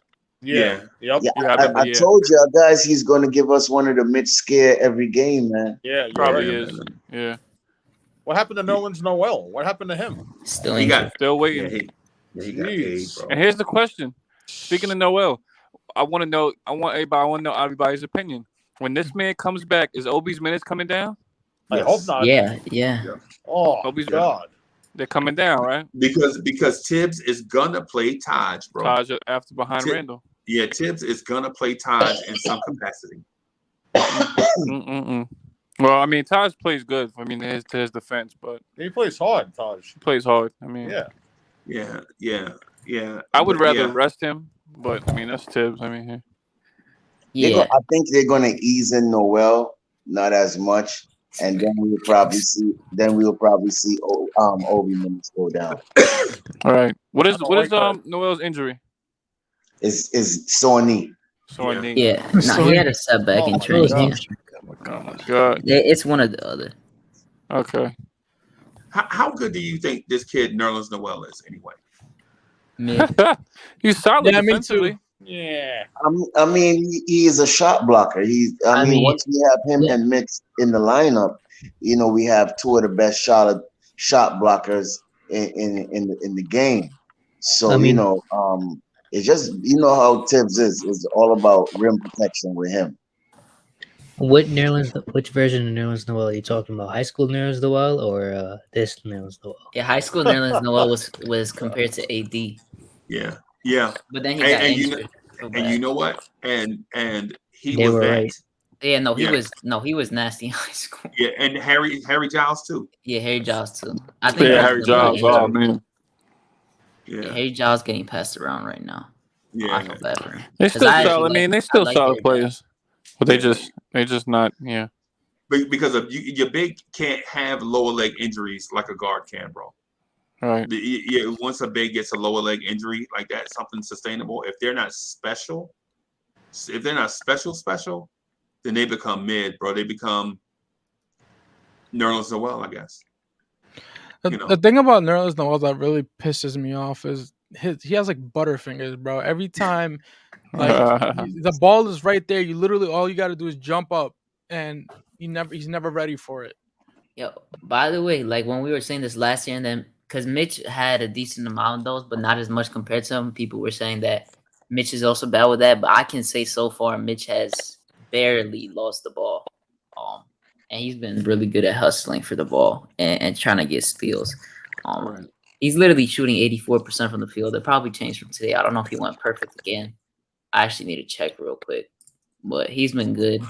RJ Barrett's been catching with some nice. Yeah, he went 3 for 3 today because from all the RJ things, and he hit both his free throws, which I'm happy about. Yeah, and he was the free legit throws perfect had today. Yeah, he was perfect today. I love him. What are you talking about, Mitch? Yeah, Mitch. Yeah, Mitch's free throws had touch on them today. Mm-hmm. Like you even saw it in the way that he did it. He was more confident about it. He didn't just kind of like throw it. It seems like they probably had him practice them joints. Yeah. They were like, because today he looked like Jim Jones. Bro, Ballin'. I don't care if it he was looked 6 games, 88% from the field. That's just crazy. I know, like he's a big man, but still, like he catches a lot of lobs, but still, 88% is crazy. Yeah, that's crazy, bro. You know that's wild. Crazy, bro. Very, that's crazy. It's very crazy. Yeah, but Ron, what's good, man? How you doing? I'm chilling, man. I'm actually hosting a dinner party in my house, but you see how engrossed I am into this Knicks culture. I can't even relax. I gotta be on my phone in the side, like, yo, what's going on with Lawrence? Yeah, man. Hey, so and shout out to the dinner parties, bro. The dinner parties are usually awesome, bro. Yeah, we like to do dinner parties too. Sometimes they get boring conversations, but for the most part, you got to do what you got to do as sometimes. long as you have good wine, bro, they straight. But I am here. I am the Capadonna for Obi. It's Obi season. I am here to stick up for Mr. Obi Toppin. Could we listen, Uncle Freezy? You know what? I understand, man. I know you want to see more from Obi, but let me tell you one thing. All the bad things that keep happening to this team in the closing minutes of the games, Obi ain't out there. We got some bigger problems. Obi's still got, the problem, that we got to think about too with Obi is Tibbs is hurting this kid by not giving him the minutes, man. When he first was playing in the preseason, we saw, Obi was doing his thing. Give him some minutes and let him, but you got to give him consistent minutes. You can't keep giving him 13 minutes. Taj was out too. You can't really find minutes for Obi. Like, sad. But there's like no way you can make that happen. So in the thing with Obi is you can give Obi 60 minutes in a 48-minute game, but that don't make you tough. Obi Toppin is what they call SOF, capital T. Soft. Soft. I'm not. I can't argue that Obi may be a little soft. He's he's the new NBA man. He's cookies and cream. He wants to get together. Let's shoot around. Let's play each other, and then go hang out. Like Bro, shout out to Sim because Sim literally said when he said that Obi because they were talking about someone being like tough and like having hard fouls on our team and just being tough. He said that Obi is probably talking about Secret Santa right now. I didn't see that. I didn't see Bro, that. it That's was so hilarious, funny. bro. I couldn't stop laughing when he said that. Oh my Obi, God. That was funny. I heard that too. Obi going to the trip Obi took to the free throw line when he got the hard foul. The dude mugged Obi, and you can see his face stricken. They're like, ah! When you go back and look at the highlight, Yeah, no, go I back and remember. look at it when he tried to do the fancy Dr. J instead of being a 6'9" big man with hops and going to the hole strong and dunking, he pulled it down and tried to do some Dr. J thing, and the dude came across his head and he was tucked under. I was like, Obi, dog, you 6'9", you 220, Obi. You got a 44-inch vertical, Obi. Dunk the basketball. Yeah, you're Dunk right. it. Dolly, am I lying? Dolly was with me when it happened. Yo, you were tight. Yes, bro. Obi Toppin. It's 8 people on this video chat that wish that they were 6'9", 220, 23 years old with a 44-inch vertical. Facts. We'd all be playing for the Knicks, Obi. Take advantage of your shot, Obi Toppin. Come on. Where's G-Man when you need him? Yeah, where's G-Man? Actually, you know what? Let me tell you. I thought about it. 1 point. Go ahead, 2 Stafford. rebounds. It's not good enough, Ron. No, listen. I agree tonight, but other than tonight, Obi played the last game against who we just played, the Bulls. Chicago. Obi played 13 minutes. He had 5 points on 2 of 2 shooting, 1 block, one assist, 1 steal. In that amount of minutes, he was productive. So tonight was a bad game. Right. No, I got you. I got you. It's Uncle true. Freezy said a point where his 3-point percentage is only 18%. Yeah, he You can't need shoot. him to make the outside shot. Yeah, he can't shoot. But Ron, the point that I'm getting at is it's not just the Obi thing, because if the bench played better as a unit, Obi Toppin's production would be higher, in my opinion. You're right. Right. If Derrick Rose and quickly set up Obi more, when he threw his hand up, throw the lob. Right. Let him go get it. Set my man up. You're right. So I think it's a continuity issue, and it shouldn't be, because that same unit played together all last season. Yeah, I don't know if it was you, Freezy, or someone else who mentioned it. These guys are missing Obi. They're not just missing Obi. They've been missing a lot of different people on the court, open for layups or easy shots. You're right. They've been missing guys. Mitch, did you see? There's 2 times. There's at least 3 times today where Kevin Rose missed RJ him. on outlet. Yeah, he missed him on such an easy pass for a dunk, and then it was so obvious. It happened a few times. Yeah, I don't know how you missed. RJ can get his own, but Obi's just so reliant on D Rose for scoring. Yeah. That it's insane. Mm-hmm. If D-Rose but I wish they would look for him though. Yeah, no. Today was a game where D Rose didn't look for him, but I'm just saying in general, Obi can't be this reliant on D Rose. Okay. Right. Where his own scoring output. And let me add on to this, Tibbs. If you want Obi to, the offense, especially the second unit offense in the half court setting, play Obi as the pinch elbow as a zone breaker. So then he can run the offense through him, because you're not using his passing at all, which is one of his best attributes. Right. You're right. Especially when he was in college. Facts. Yeah. Right. Yep. You're right. Let me just say this, and I'm gonna get out of here, Freezy, because I don't want to be rude more. But even though I want to be here talking to y'all, first off, this shout out to all you guys, Cully, Darley, Ethan, Hadouken, Stafford Don. Can you do it one time for me, Uncle Freezy, from Mr. Landis over there? Danny Landis. Yes, sir. I got it, Freezy. You know what? Who I think you nailed it. We all know that Obi's soft, but you know who he reminds me of when he came into the league? Until people kept hitting him with all types of, they was punking this dude, and I know who you eventually he saying. got tougher. No, I don't know if you know, but you might know. He played for the Clippers. He dunked a lot. They call him Not Blake Elton Brand, Griffin. not No, Blake Blake Griffin. Griffin. When Blake Griffin came into the league, they treated this dude like a bitch, man.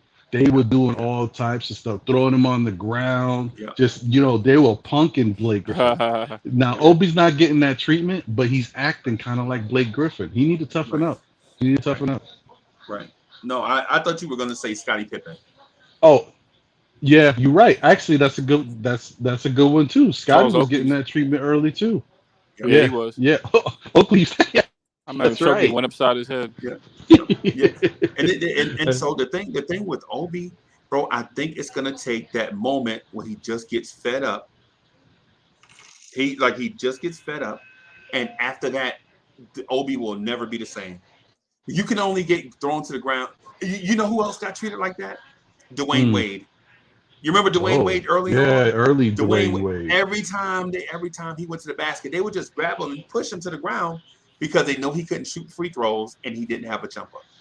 And something clicked in Dwayne Wade where he said, if I'm getting fouled, I'm dunking on people. Yeah. I thought y'all was going to say Chris Webber. No, Chris Webber's a big dude, bro. Chris Webber's like 6'10", 250, bro. Yeah, and I think Webber, maybe he got punked a little bit, but it didn't last. Webber still had that Fab Five thing with him. Like they were kind of raw. They had some moments. Right. Well, yeah, I guess you're right. I'm thinking about skill set, I guess. Yeah, no, I'm just thinking about the actual punking. Like NBA players were punking Blake Griffin, like punking him. Right. Yep. Right. I agree with you, bro. All right, let me get out of here, y'all. Y'all enjoy the rest of the night. I'm gonna keep watching on the low. All right, brother. Blessings, blessings. Later.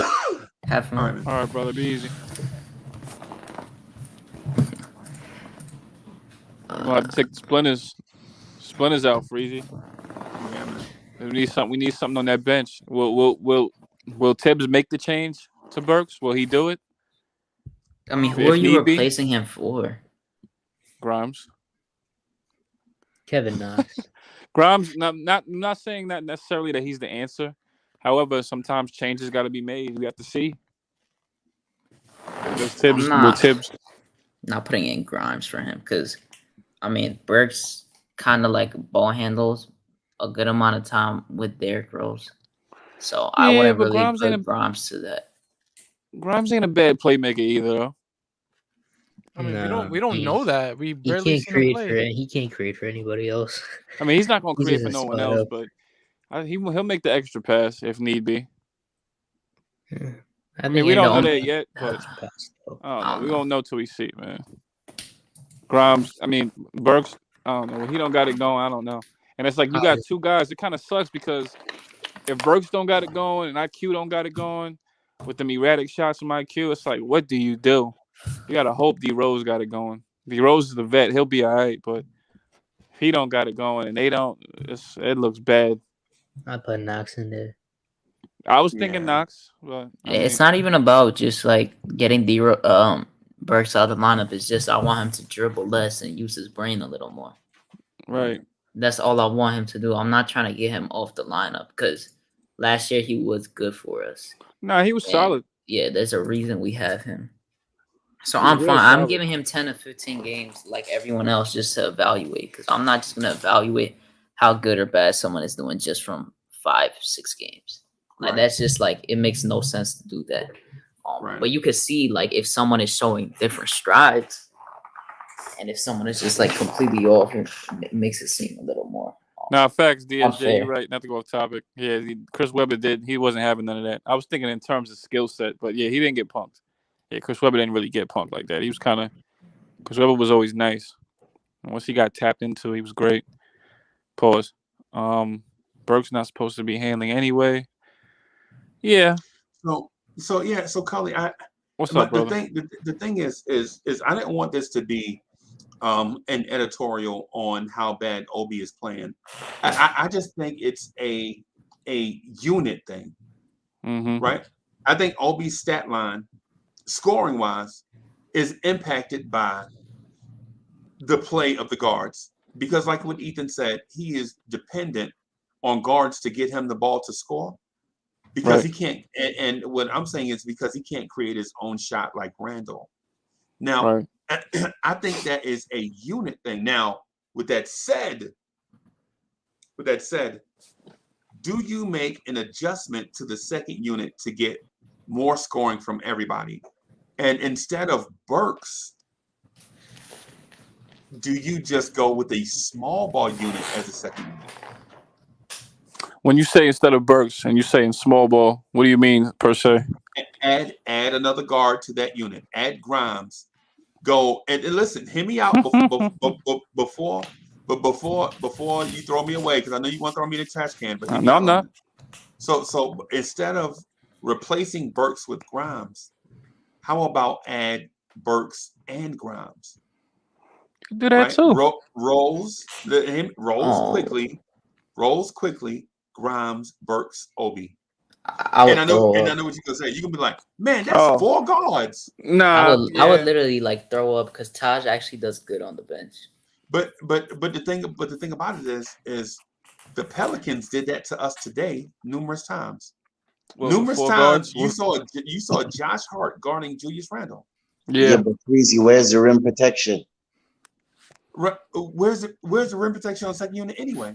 Freezy, even better. That's why you got Taj. Taj had a couple of blocks tonight. Taj had a couple of blocks, but he is not rim protection, bro. The best thing to do is if someone is cold on that lineup, put RJ or Fournier in there. That's the best thing to do. Oh, so then in my personal opinion. That's what I was gonna say. No, but Adukin, I think you're getting the thing wrong. I think what Freezy is trying to say is that since you're saying Obi is a guard-oriented person, put 4 guards on the floor with him. Right. No, I know. I'm not getting what he's saying wrong. I'm just saying, like, I would never do that because that would just, like, in my mind, that's just horrible for Obi. Who has quality depth at center? Who has a second unit center that's going to dominate any NBA game? Like, let's say we play Philly. When we play Philly again, we do that. Andre Drummond is literally going to dunk on Obi like at least 100 times. All day. But in your scenario, so you think that Andre Drummond won't dunk on Taj all game? No, because Taj is not. But Taj is a seasoned vet. He know how to guard. Taj isn't soft. And Taj is not soft. Exactly. He was literally getting up all on Joel Embiid's face. Like, I mean, he's not gonna let that happen to him. I just see a better opportunity that if someone of IQ or Burks is doing bad, the easiest fix is legit putting Fournier or RJ in and just leaving them in when the other unit comes in. That's like the best thing you can do. Okay. All right. And so to the point that you were making, right? And in my opinion, I think it's in order to take advantage of what Obi brings, I think you create the offensive mismatch, right? Because the reason why Andre Drummond didn't get off against the Knicks like he did in previous years is because we had a 7-foot dude that weighed the same as him. Andre Drummond against a 225 Mitchell Robinson had 30 and 20 games. Mitch comes back as Flex Robinson at 7 foot 270. Andre Drummond tried to bang him, and nothing happened. Right. So Andre Drummond is like, yo, I'm using my superpower and it don't work. Right. But then you saying basically what I'm getting at is Obi as a small ball 5 on the second unit with 3 super fast guards that all can pass, dribble, and shoot, opens up the floor all kind of ways. Now, if Andre Drummond bangs Obi down low on the other offensive end, Obi at the top of the key, ISO'd against Andre Drummond, you think Andre Drummond has the foot speed to stay with Obi Toppin? No, but Obi doesn't have the handles. Yeah, we literally talked about this yesterday, Freezy. You were saying the same thing. I don't know. I don't even know why. Like he doesn't even attempt to go like anything like that unless it's a fast break or it's like someone that's like 5 inches shorter than him. Yeah, but listen to what I'm saying though. In those scenarios that we mentioned yesterday, we didn't have 4 guards on the floor. What I'm saying is I'm offering an alternative to the lineups with Obi Toppin. And tonight I said, hey, don't replace Burks with Grimes. Add Grimes to Burks, right? And gives more floor spacing. So Obi Toppin can use his one God-given ability in a mismatch against the other team's backup center. Mm-hmm. I mean, it's only but so many ways you could go. I mean, like Duke said, you could either extend 48 in RJ's minutes, which was another option. Right. That's something Tibbs would do. To stay in, if Burks don't got it, or to stay in with Burks, or you could just make a change to Burks, cut his minutes and share him with one of your third string options. I think it makes it harder for like I think this starts becoming a management issue when you paid Burks to come back, and if he's not delivering, then it's like, okay, now you guys are paying this guy to ride the bench. Like I just don't see that happening. They either trade him or he gets better. It's gonna be one or the other. And if he doesn't show even mild improvement, that just means his value goes down. So it's gonna be hard to trade him. So the idea is that he gets back to his old self. That's really the best case he is what he scenario. is at 30, 31. Was he 30? He is what he is at 30. Yeah. So I mean, you just gotta hope he's a streaky shooter. So you gotta hope he turns. And then he could handle a ball as a point guard too. If you really notice on the second unit, sometimes he handled. But some nights like tonight, I see he dribbles the ball too much. I don't know if you notice in some of the times when he had the ball, he just dribble it and couldn't get a shot, and he gets stuck and had to pass it out or probably rush a shot. His handles got very loose. Let me do this real quick, y'all. Let me do this real quick.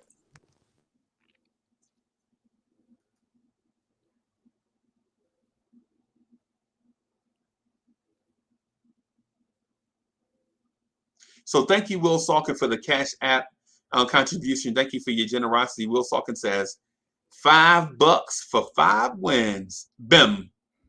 Thank you, Will Salkin. Appreciate you, bro. Shout out to Will Salkin. Yeah, man. Yeah. Oh. Man, y'all got mighty quiet just now. I thought y'all. I forgot what we were talking about. My ADHD just went. I'm reading the chat right now. So we're talking about Burks. Yeah, man. So I'm puzzled because if we agree that the bench is struggling and that an adjustment needs to be made so that everybody gets better, then how could the solution be replace the bench? I wouldn't replace it yet. I still say give it another 15 games. Right. Yeah, give it some time, right? Maybe like 10, 12 games. 15 games. Yeah, you are not. Yeah. Right. We already played, 6 games? 6 games, yeah. So give it another 14, 15, and then after we could evaluate and see where we at as far as the bench. Well, you know what? I would say we cool. I would be cool with that as long as we continue to play good basketball. But what do you think is up with Quickly, Freezy? He's having a hard time adjusting to his new role. He's not getting into the flow of the game. That's what it is. No, because he controls the tempo. Remember, he's a primary ball handler. Yeah. Right. So I would say this. Quickly is looking to facilitate more and trying to figure the game out and process it, but not being the natural point guard at the NBA level probably distracts from his offense. And I think over the course of time, you'll see him get better throughout the season. But right now, it looks bad, bro. I would consider splitting Quickly's minutes with Quentin Grimes. Yeah, exactly. Yep. I'm good on that. But to rebuttal on that, it's crazy. Tibbs loved that boy like if it's his son. Yeah, You know that. Yeah, we know that. He's not just gonna just throw away Quickly like that underneath the rug for a rookie that he don't know yet. Right. Okay, It's you only gotta 1 remember year. Quickly been with Tibbs from day one, and he trusts that boy, and he give Quickly the all rights to shoot it. Right. But as I said before, give the boy 14 more games, 20 games to evaluate, and if not, then you start sprinkling some Grimes in the mix. You understand what I'm saying? Where he know Grimes is on his heels and he has to get better. If not, he don't see it right now. I don't know what's going on. So Quickly has to get better. Yeah. The weird thing about our bench though is that like we don't use our whole bench necessarily. We don't use it. We haven't been using everyone on the roster, so we don't necessarily know what exactly we have on this team. Right. Okay. I'm with you on that, darling. I'm with you on that, but there's got to be something to what the coaches see in practice. You know what I'm saying? Yeah, because are they not seeing enough in practice? we're not the only team that doesn't run. Like a lot of teams just don't Run 9, like 10-man rotations. Like they mostly like I could say like a deep most like run like 10, and then the rest like run like 11, 12 like occasionally. It really depends. Cavs are running an 8-man rotation. Who? The Cavs are running an 8-man rotation. Oh, so the Cavs. I'm generally happy that we're running a 10-man rotation, and I might add this on too. We're playing Toronto on Monday. Yeah, they're gonna give our starters hell. Yeah, I was just talking to my friend that's a Toronto fan too. Don't be Who surprised. they got? Who's it? Fred VanVleet, Siakam. Who else? OG. Scotty? No, Siakam's not playing. Oh, he's not OG, playing. Okay. Scotty, Fred VanVleet. OG, Scotty, and Chris Boucher. Precious Achua. Gary Trent. Gary Trent's starting too? Yeah. It's okay, so that's their starting five. It's Okay. VanVleet, Gary Trent, Scotty Barnes, OG. I'm gonna tell you right now, I feel like Scotty is gonna give Randle the word. He's gonna give Randle the business, yeah. Yeah. So they're gonna give our starters hell. So don't be surprised if that's IQ's game to come off the bench. RJ's gonna go against OG. OG's a good defender as well. No, it's gonna be fun. That's gonna be a low scoring game, but this could be IQ. Yeah, it's gonna be a real fun game to watch. They've been good. I've been watching them. Scotty has been like surprising me on his. Scotty took 3 dribbles to get all the way to the end of the other side of the court for a dunk. 3 dribbles. You know what? I'm going with my boy Randle. He gonna cook. I'm going with RJ. Be honest with you. He's gonna cook Scotty too. Yeah, I want to get this rookie so much praises already. Okay, all right, no problem. I mean, he's a good defender. He might be like plays that lazy ass defense that like he played today, and he's still making low IQ decisions. And Scotty's gonna cook him. And not just that, but RJ doesn't, for the most part, play well. Every time he's in Toronto, he doesn't have his best games for whatever reason. So he is. I actually think I wasn't here when you guys talked about RJ, but I do think that the last 2 games, I think that he's gonna start like rolling. I think he's gonna continue scoring. Good amount and being pretty efficient. I don't know. What did I agree with? I don't know. So I wasn't here. I said the same thing. Okay. Well, yeah. Because I said this after the first game. I think I said. Dude, well, let me ask you the question. So you'll know. I'm gonna bring. Yeah, I want to talk about RJ too. You're right. Because I missed it. Dude, so I'll pose the question to you so you'll be up to speed. I asked Uncle Fulio if tonight's RJ Barrett game was an anomaly or a breakthrough, right? Did RJ Barrett finally break through the glass ceiling that stopped him from being the guy that can score you 30 points in the game, 25 points in the game, or was this a blip on the radar? RJ Barrett played against a bad team and they couldn't defend him and he just ate. Now, let me tell you before you go, because I want to give you some time to think. I'm going to tell you what I think. I think RJ Barrett had a breakthrough because New Orleans lacked in playmaking offensively tonight, they made up for it with wing defenders, Josh Hart, Marshall, and what's the other kid? Nikhil Alexander Walker, Trey Murphy, and Trey Murphy. Right. I just want to say real quick, and for Herb people Jones, that don't know Najee Marshall, and Herb Jones. Yeah, Herb Jones. For anyone that doesn't know Najee Marshall, he actually gave RJ struggle last year, when they were playing. Right.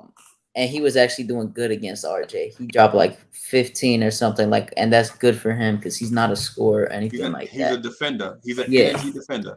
So, oh no, are you not done with it? So I just want to point out just one thing before you go, before you get into your thing, because I want people to listen to what Haduka and Sharon is about to say. Don't cut him off. Just listen to what he's about to say. And the reason why I say that is because they rolled out 4 good wing defenders, and RJ Barrett scored 35 points. Go ahead, Duke. To begin with, I said this after the first game. That I thought that not even after the first, because I thought that game, the Bulls game, was gonna be the one where he actually shows something.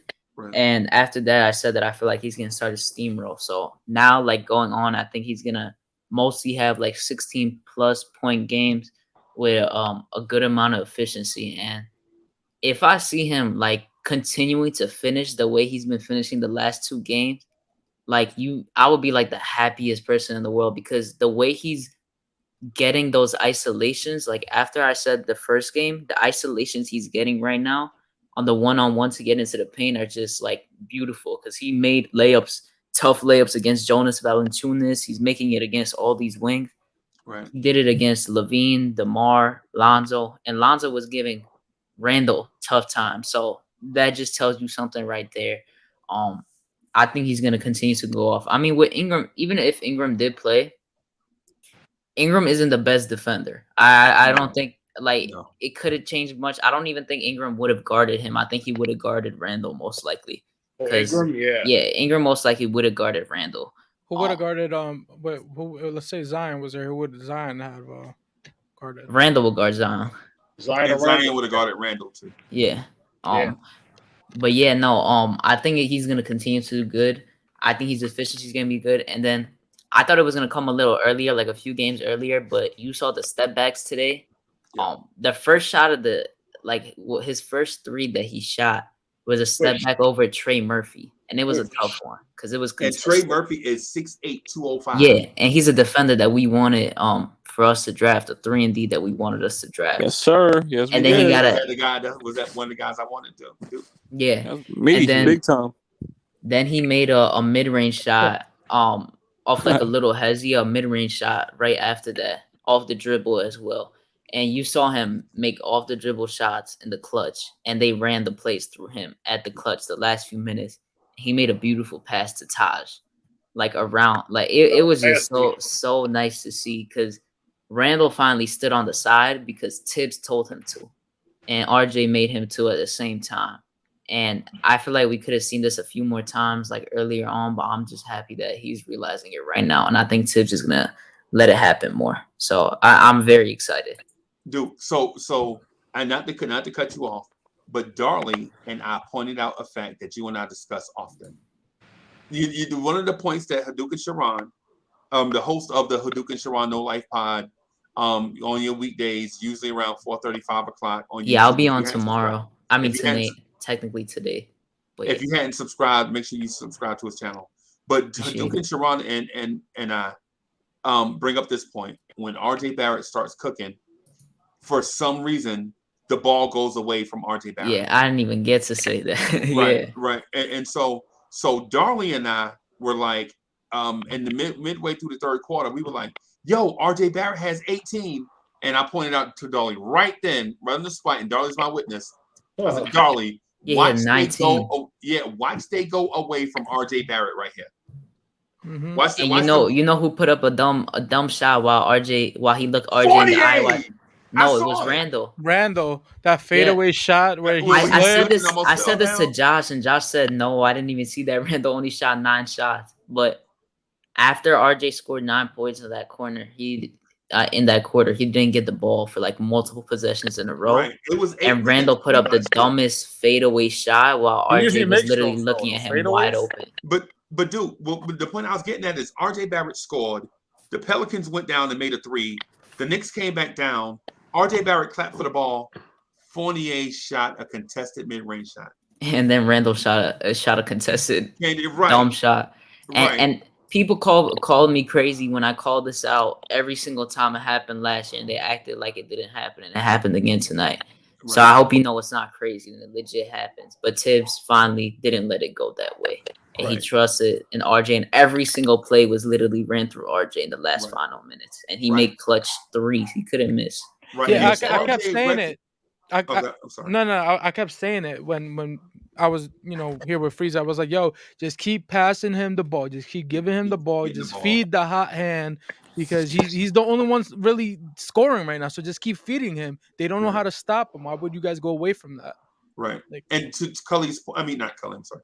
To Darley's point, when Darley said that, they got the ball to him. He hit a screen. Somebody screened for him. I can't remember who it was.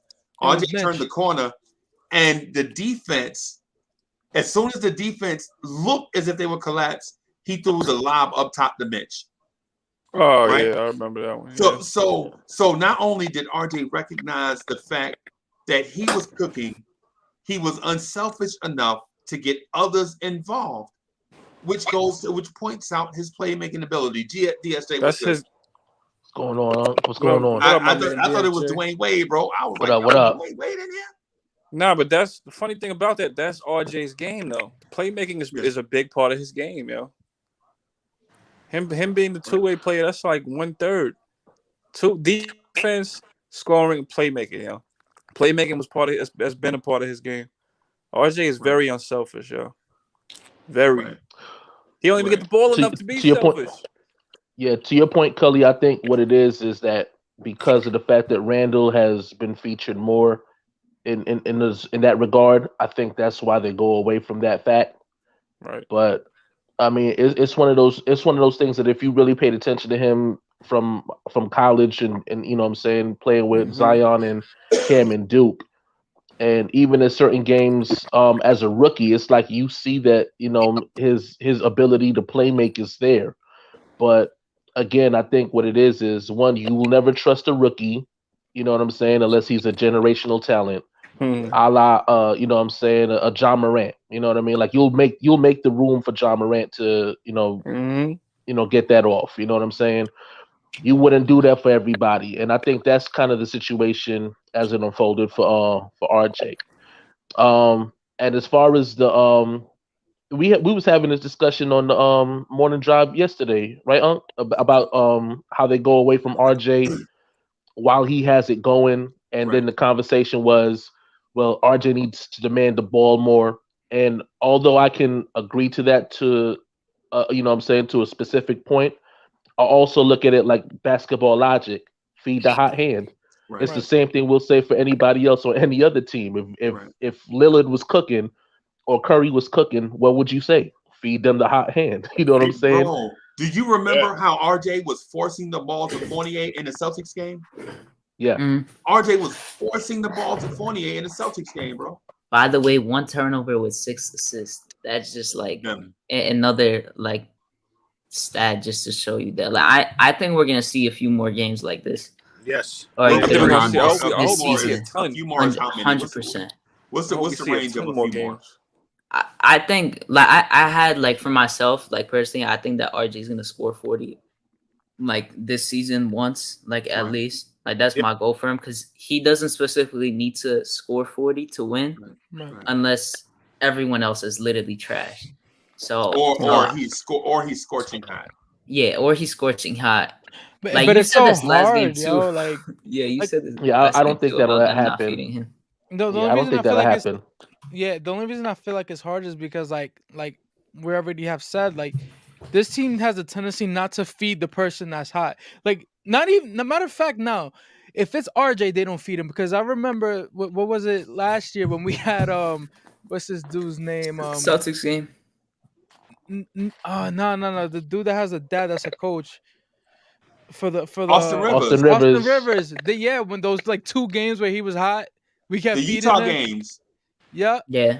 They kept games. feeding him. And then all of a sudden, but with RJ, when he's hot, they don't feed him. Because RJ, for whatever reason, he always comes out hot out of like the third quarter. Like sometimes he has a tendency to not start out so good, but he comes out of the locker room like just scoring. And I'm like, not the last 3 games. Last 3 games, he's finally like getting more touches. Right. I've been trying to say, like, people were, because you remember the game he went 5 for 17. That game, like, we all did trash against the Magic. I said he needs to get more touches in the first half, and people took it as overall. Even though, like, 4 of those shots, like, everyone was chucking at the end of the game. You need him to get more touches in the beginning of the game so he gets the flow of the game. And you know what it is, too? It's like, I feel like a lot of people, when they think that we're saying that RJ needs more touches, we're saying that he needs to score more. I'm just saying he needs to handle the ball more, because he's like, me and you said this for a long time. He's an underrated passer. Like, oh yeah, he's a really, really, like, in my opinion, he's a really good playmaker. Like he always finds Mitch. Always, like every game, he always has a lob for Mitch, and and he always finds Taj too. He knows how to find the big men when they're driving. So I don't know. Yeah, it's funny. I was saying I actually tweeted earlier. Oh no, my bad. But I was just gonna say I was tweeting earlier that when I saw it happen, I was like, I swear Randle just doesn't like passing it to RJ. Like, I feel like he got something against him when he's on fire. Like, that's just the way he makes. I think you're wrong. I think you're wrong. How am I wrong? I just think you're just hating on Randle, bro. I'm not hating on Randle. I honestly think so. There's no way I'm hating on Randle, because I've literally been praising. And it's all good. Go ahead. Wait, no. Tell me where I'm hating on Randle, because it's a fact. It literally, like, the eye test shows that he does that. They hate. Just congratulate him. Right. And so what Danny Davis says. Yeah, that's what I'm saying. I think it's not a thing where he doesn't want his teammate to do well, but it's more like the big dogs got to eat around here. Thank you. It's only at least my big brother got my back. Thank you. No, I feel like he just can't stand like when someone else is not getting the ball as much as he's used to. I don't think so, bro.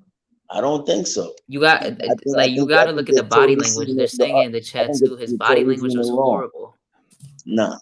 Yeah, and then you can even add on to this, right? His defense that he played today was lazy and it was horrible, and he made low IQ decisions the whole game. And he, because most of the time he couldn't get a shot going, and he legit tried to one up Herb Jones with that stupid 2-move fadeaway shot instead of giving RJ the ball in the final 2 minutes. But he hits those fadeaways a lot from the baseline. He be hitting those. No, it wasn't on the baseline. It was at the elbow. Oh, at the elbow. Yeah, I remember that. That was off. Okay. Yo, his kid wouldn't be traveling with him, right? No. They only go to New York games.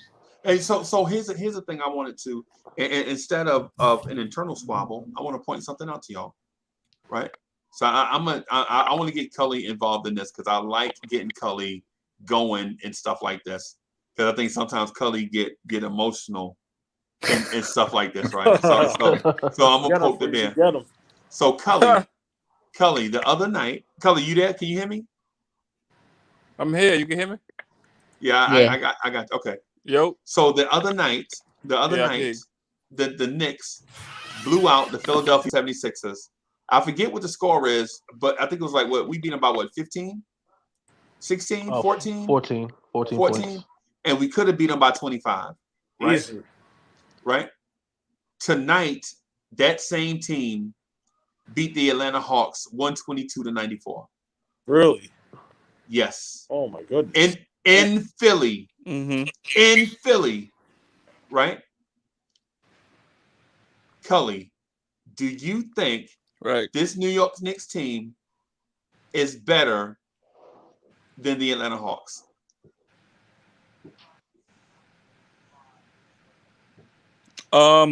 We only better than them when we beat them. That's Cully. I'm gonna ask you this again. We gotta beat them, yo.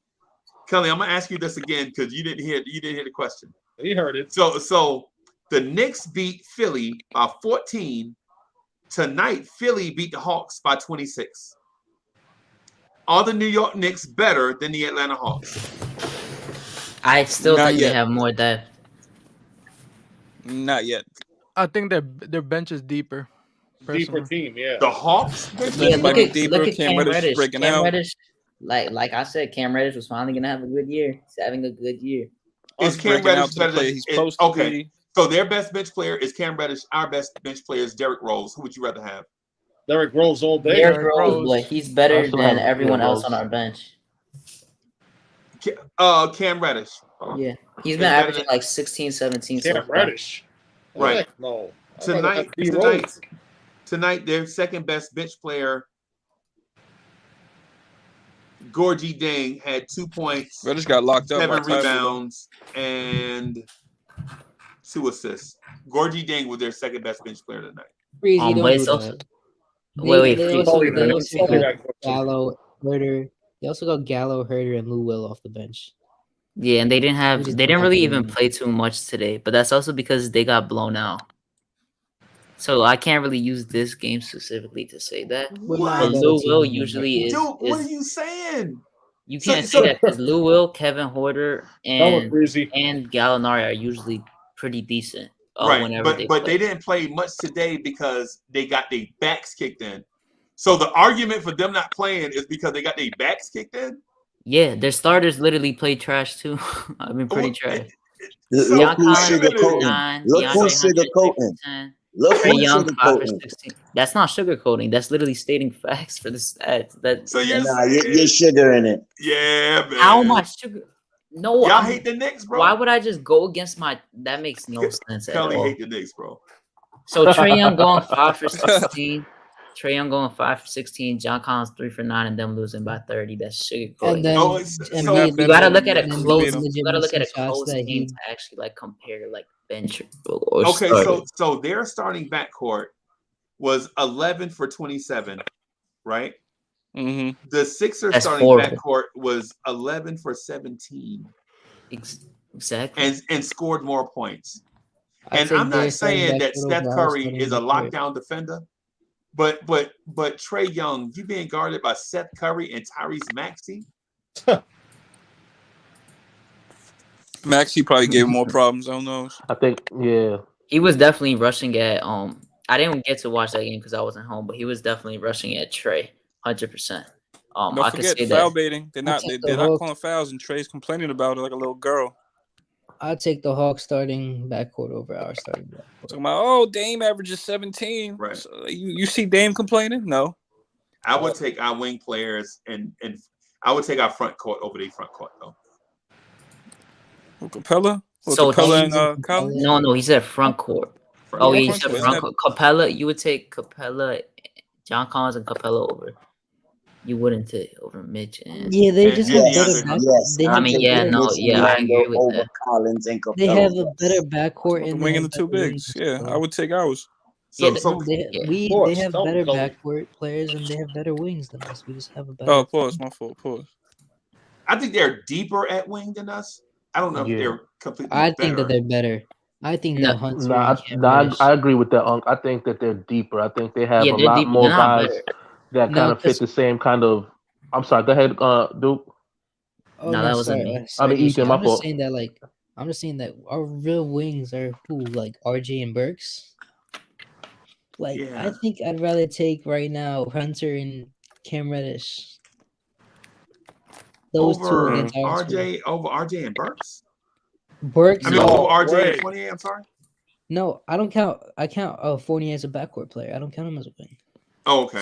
I thought you Right. meant wing Shouldn't- player. He Okay, better not be okay. used at no three. Yeah, no, I no, count. I'm I classifying. count him as a 3. I'm to be honest classifying. with this as a 2. I'm classifying Fournier as a backcourt. So he's a 2, and I'm playing that our only 3s right now are RJ and Burks because that's what they're playing, and their 3s that they're playing right now are Hunter and Cam Reddish, and I take those 2 over ours. And How's Herter. Hunter playing? He's good. Yeah. Herter plays some 3 also. Herter plays 2 and 3.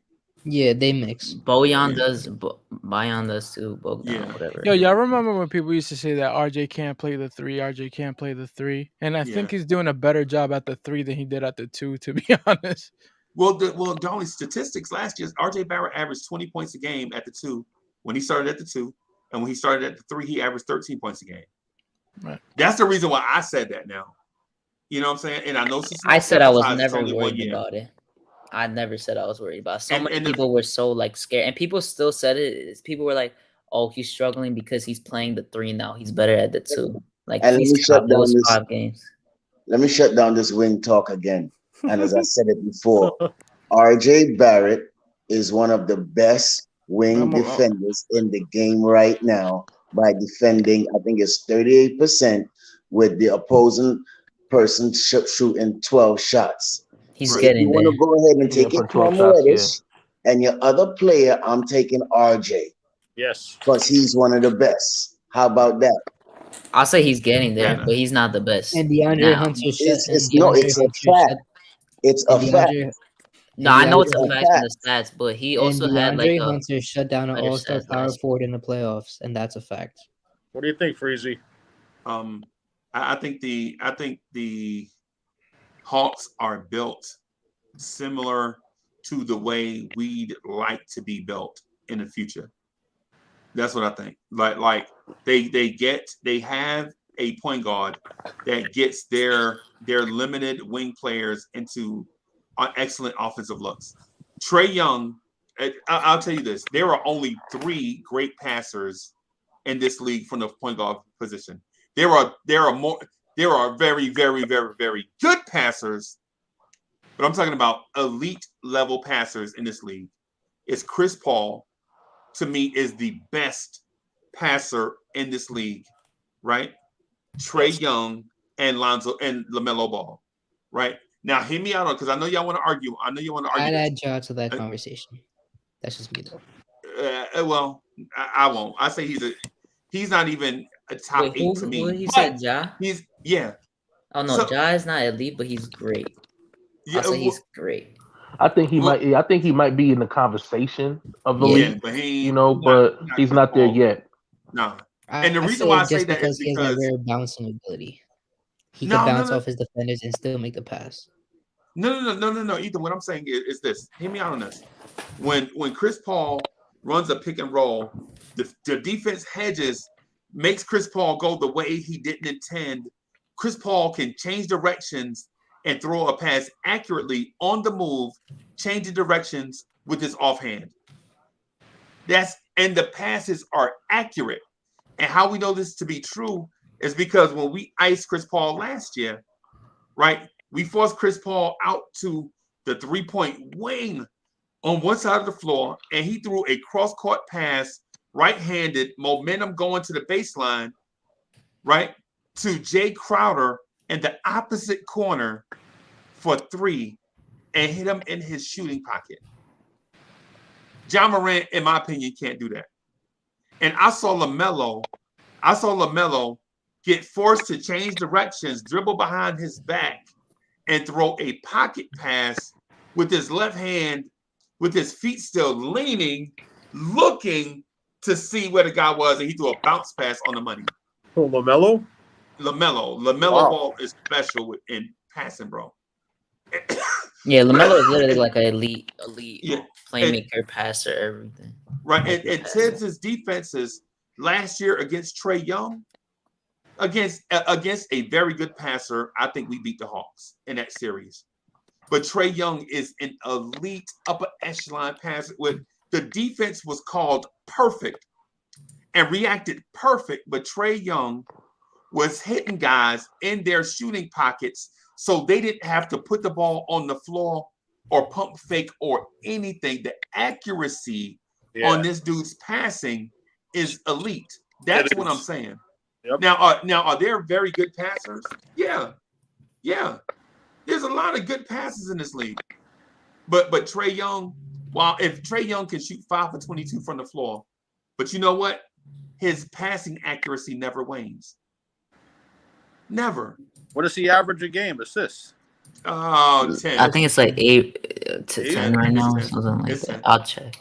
Yeah, it's 10. He's averaging 24 and 10 right now. Yeah, he's still averaging the same amount of points, but Wow. Yeah. And RJ averages what? 5 assists a game? not 3. Yeah. Because sometimes like he doesn't get the ball to playmake enough, so he's not really gonna get unless it changes from now on. Because I feel like he's gonna have the ball a little more. Right. But the last few games he has gotten like 1 assist because he hasn't had the ball in his hand too much. Right. And so what I'm getting at with the wings from the Hawks, why I think the Knicks are a better team than the Hawks is this. The Knicks don't have the elite playmaking at point guard. They don't have a dude that's going to give you 25, or they don't have a dude that's going to get you 10 assists. Imagine if we did have that though, like a elite playmaker. Right. With the wings that we have right now. With RJ, that would be like I saw like just Trae Young like playing with him in the off season and those runs, the passes he was making just made me like Trae Young just a little more. Because I don't really hate him, but just like he beat us. He's the guy just disliking because he beat us. Yeah, it's like a fair argument to not like. Right, and so my thing is the reason why I wanted to ask Cully, because I knew Cully was gonna lie to y'all face, right? Because I think Cully thinks that the Knicks are a better team, but for the sake of y'all not jumping him, Cully was gonna say the Hawks. Wait, so you think the opposite too, or wait, what do you think? I think the Knicks are the second best team in the East. But I'm talking about the roster, because just because you have the best roster doesn't mean it's better team. You meet your match. No, we're not better than the Heat. I'm sorry. Yeah, the Knicks are better than the Heat, bro. We're not better. What about Brooklyn? We ain't better than them until we beat them. Brooklyn, bro. We're better than Brooklyn because James Harden is not 100%. And I'm talking about today. I'm not talking about when I agree with the Kyrie Nets. comes back. I can agree with that. It's not crazy to say. I agree with the Nets, but Uncle Freezy, the Heat's defense is impeccable. And they're playing high IQ basketball. They have the best defense. The defensive rating IQ basketball, so I can't say that. Best defensive rating in 6 games than like they have seen since like 1985. That's what I saw. Like some stat. Like their defensive rating is like crazy so far. Hate them right now, Yeah. I gotta see us play them so bad, bro. We're playing the Bucks soon. That's gonna be like a test because they've been losing. They lost to the Spurs already in the Wolves. To the Spurs. Yeah, we need to see how we do. I think we could do good against them just because Drew Holiday has been kind of playing mid, and so has Chris Middleton. But Giannis has been going off. Right. So I think the reason why I think the Bucks are the best team in the conference right now is because of 2 reasons. For one, when you're the NBA champs, you get everybody's best every night. Right. The Miami Heat are not the champs. Right. So they just get people's good effort every night. Right. The Bucks get every night the Bucks play, the other team is playing the defending NBA champs. Everybody want to get their rocks off against the Bucks. Of course. Right. That's just what it is. Right. The Miami Heat ain't won nothing. The Miami Heat is just a good team. Right. That has not played a team that's up to their caliber yet. As a matter of fact, are the Heat undefeated? No. Okay, so now we got the same rate. We got the same record. Yeah, no more undefeated they are teams. beatable. Okay. But I'm not. They beat the Bucks by 42 though. Yeah, they beat them by 42 Charlotte tonight too. Yeah. Right. So while I'm not while Ethan and myself can disagree about who's number 2, right? He says Miami. I'm thinking it's the Knicks. I still don't think you've seen the best of the Knicks yet. You hadn't seen the Knicks play a full 48 minute game where they actually click on all cylinders. Everybody is healthy. Yeah. You know what I'm saying?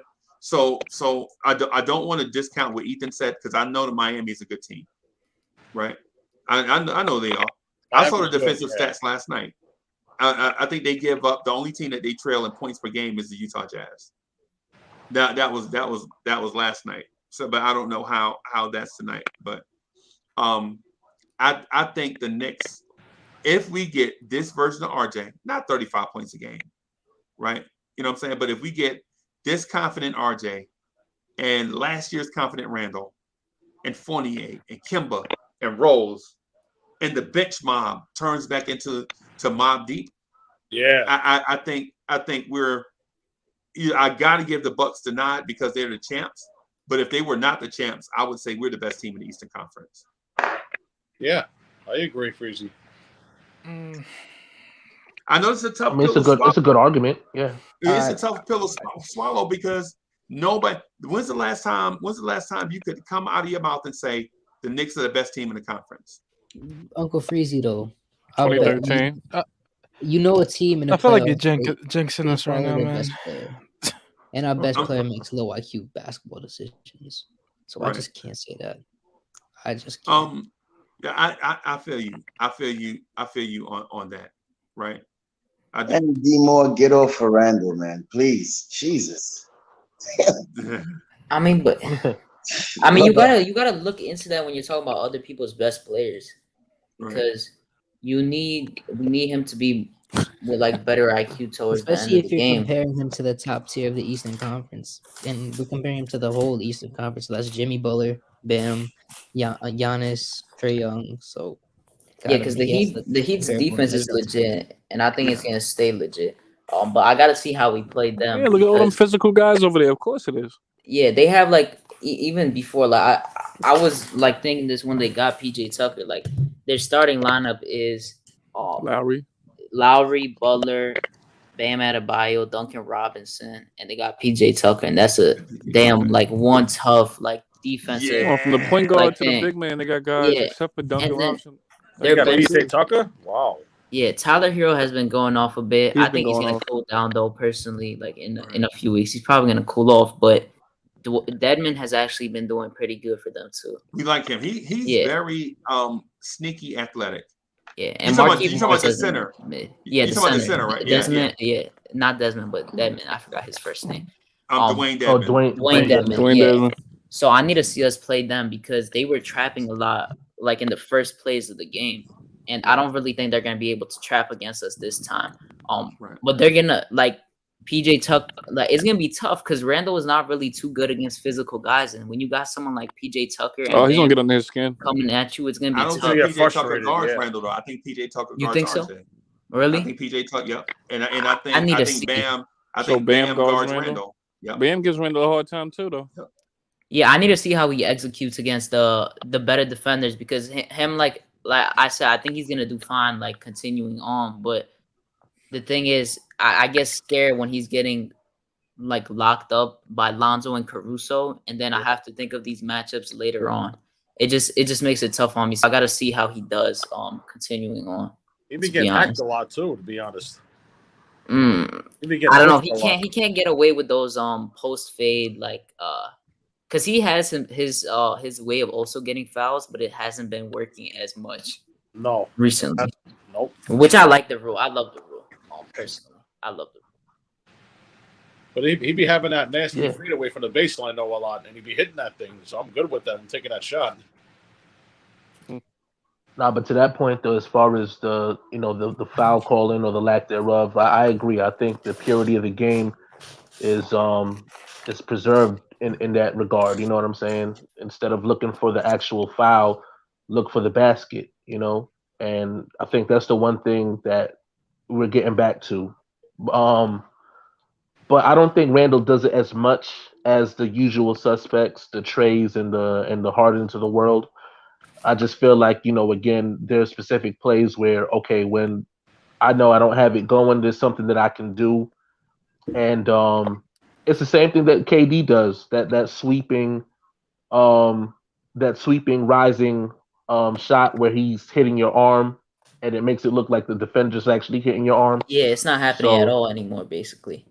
Yeah, so I feel like when you see that element taken out, it's like, okay, well now I got to rely on other things. But I think that's also why, what I'm saying, as far as Randle, why we need Randle to really look for, getting other guys involved in the offense more for that reason. You know what I'm saying? That you're not going to get the benefit of those calls anymore. Yeah, and I think almost had how many assists in the last couple of games if he doesn't get the players involved. Well, Steph, I'm not saying it in regards to he doesn't do it. What I'm saying is, like, because of the fact that they're not giving you the calls anymore, like because of that, let's look at the other elements of your game that you can, showcase a little bit more. You know what I'm saying? So, like, okay, again, he had a bad shooting night against Chicago. Okay, that's fine. But look at what else he brought to the table. You know what I'm saying? And I think those are the things that we love to see featured a little bit more, you know what I'm saying, overall, you know what I'm saying, not just for one specific moment one specific game, but just overall, you know what I'm saying? All right, so let me ask you a question, right? For you and Adukin, right? Let's say we get rid of Randle, right? And we get some first round picks for Randle. We plug OB into the starting lineup and we let RJ take over. Is the team any better? Yeah, you're trying to make it seem as if we're going against Randall. That's because not what I know I'm what saying. I know Answer why you're the trying question. to do this. Is the team any better? Is the team any better with Obi at the 4 if we get rid of Randall and we let RJ cook? I mean, it depends on who you get with those picks too. I mean, yeah, like, I'm not really thinking about that. It's not gonna happen. So, like, that's like something I would not see them doing at all, especially because you locked them into a contract. Are we making the playoffs with that roster? You never know. We could. Again, right now we're talking hypotheticals, and I honestly couldn't tell you whether or not that would work or not. Which is why, like I said, I don't really say anything negative about Randle. The most I'll ever say negatively is about the perimeter defense, because that's like a given. You know what I'm saying? Like, you keep allowing your assignments open look at threes and they're knocking them down. Yes, you know what I'm saying? You know the so reason that's why really I'm going off like this is because nobody wanted to come to New York. Right? This kid took a chance and come to New York. He put New York on his back, and all I could hear so far is Randall this and Randall that. I mean, you got to be fair. And I think it's kind of unfair, man. It's not. You know? It can't well, be that unfair comes with the because we were territory. doing that to You're RJ. basing it off tonight's performance, though. And tonight's performance, it wasn't a good performance. So that's why. We did that to RJ too when he was struggling. I know what you're trying to say.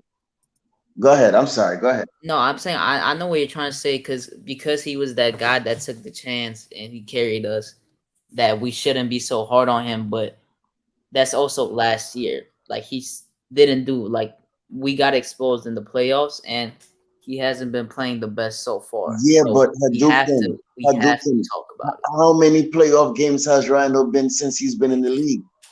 I never said he hasn't, but I'm just saying, like, no, you can't say that. Listen, everything is a new experience, bro. I know, you understand what I'm saying? So you're acting like we're using that against him right now. Get back us to the playoffs again and prove us wrong instead of just saying these things? We're critiquing his game from what he's played so far. I'm not even thinking about last year when I'm talking about his play right now. This is like the last 6 games. We said RJ was doing trash when he was doing trash, because he was doing trash for 3 games before the last 2, and we were critiquing him the whole entire time. Everyone was like, trade RJ. Why is RJ doing so bad? Is he gonna be in a slump? And now we're doing it with Randle, because Randle. Everybody. Nobody's getting a pass. I don't care if it's Randle. But I wasn't treating RJ like that. Freezy, if you can remember. No, that's fine. But RJ is going to get his shots when it comes to him in the flow of the game.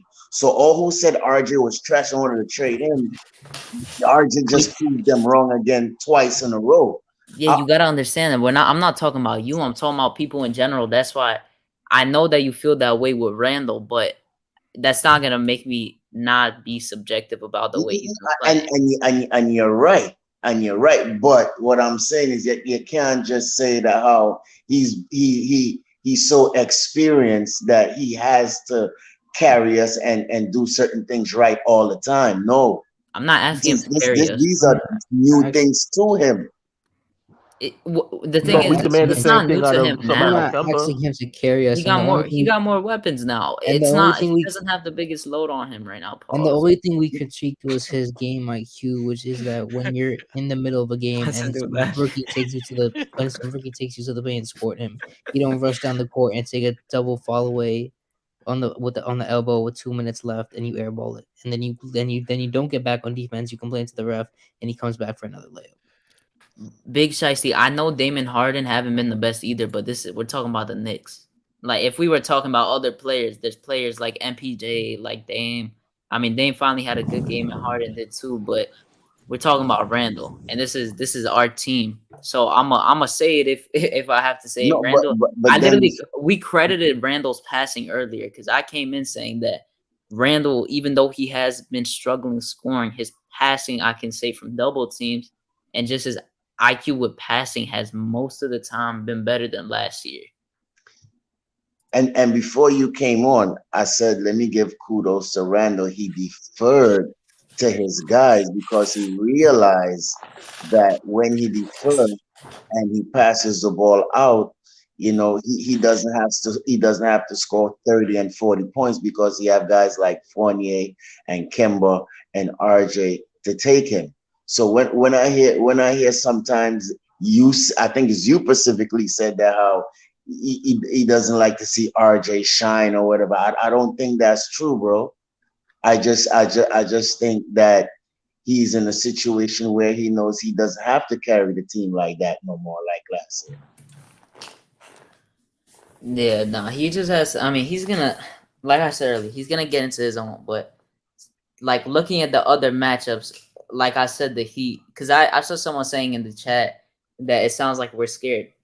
I'm not scared. I'm being objective and talking about what, like, you're not gonna just look at the Heat and say, "Oh, it's an easy win against the Heat." The Heat legit have been playing the best defense I've seen in a while by any team. They've been playing crazy good defense. I'm worried about how anyone is gonna score in that lineup, and we're literally gonna have to fight for every single bucket, and it's just gonna be tough to do. You gotta fight tooth and nail with them. It's gonna be really tough to do. Our bench is gonna have to turn up that game too. That's gonna be like the main factor for that game whenever it happens. I think that's our weakness right there is the bench. I honestly feel that way. What? The bench? Yeah. Well, elaborate because you might be on we're not seeing anything from Quickly, right? In the last couple of games. Obi, even though he had 2 games, tonight he just had 1 point, 2 rebounds, and I think he made 2 efforts on a block. Right? Yeah, he had 2 blocks. Burks could be up and down. Rose didn't had it tonight, but he's always efficient. And Taj, I mean, what could I say about the vet? He's bringing it every night, but not every night you're gonna get that same efficiency from Taj. So I think the bench needs help, bro. Hey, so y'all, let me say this before you cut me off.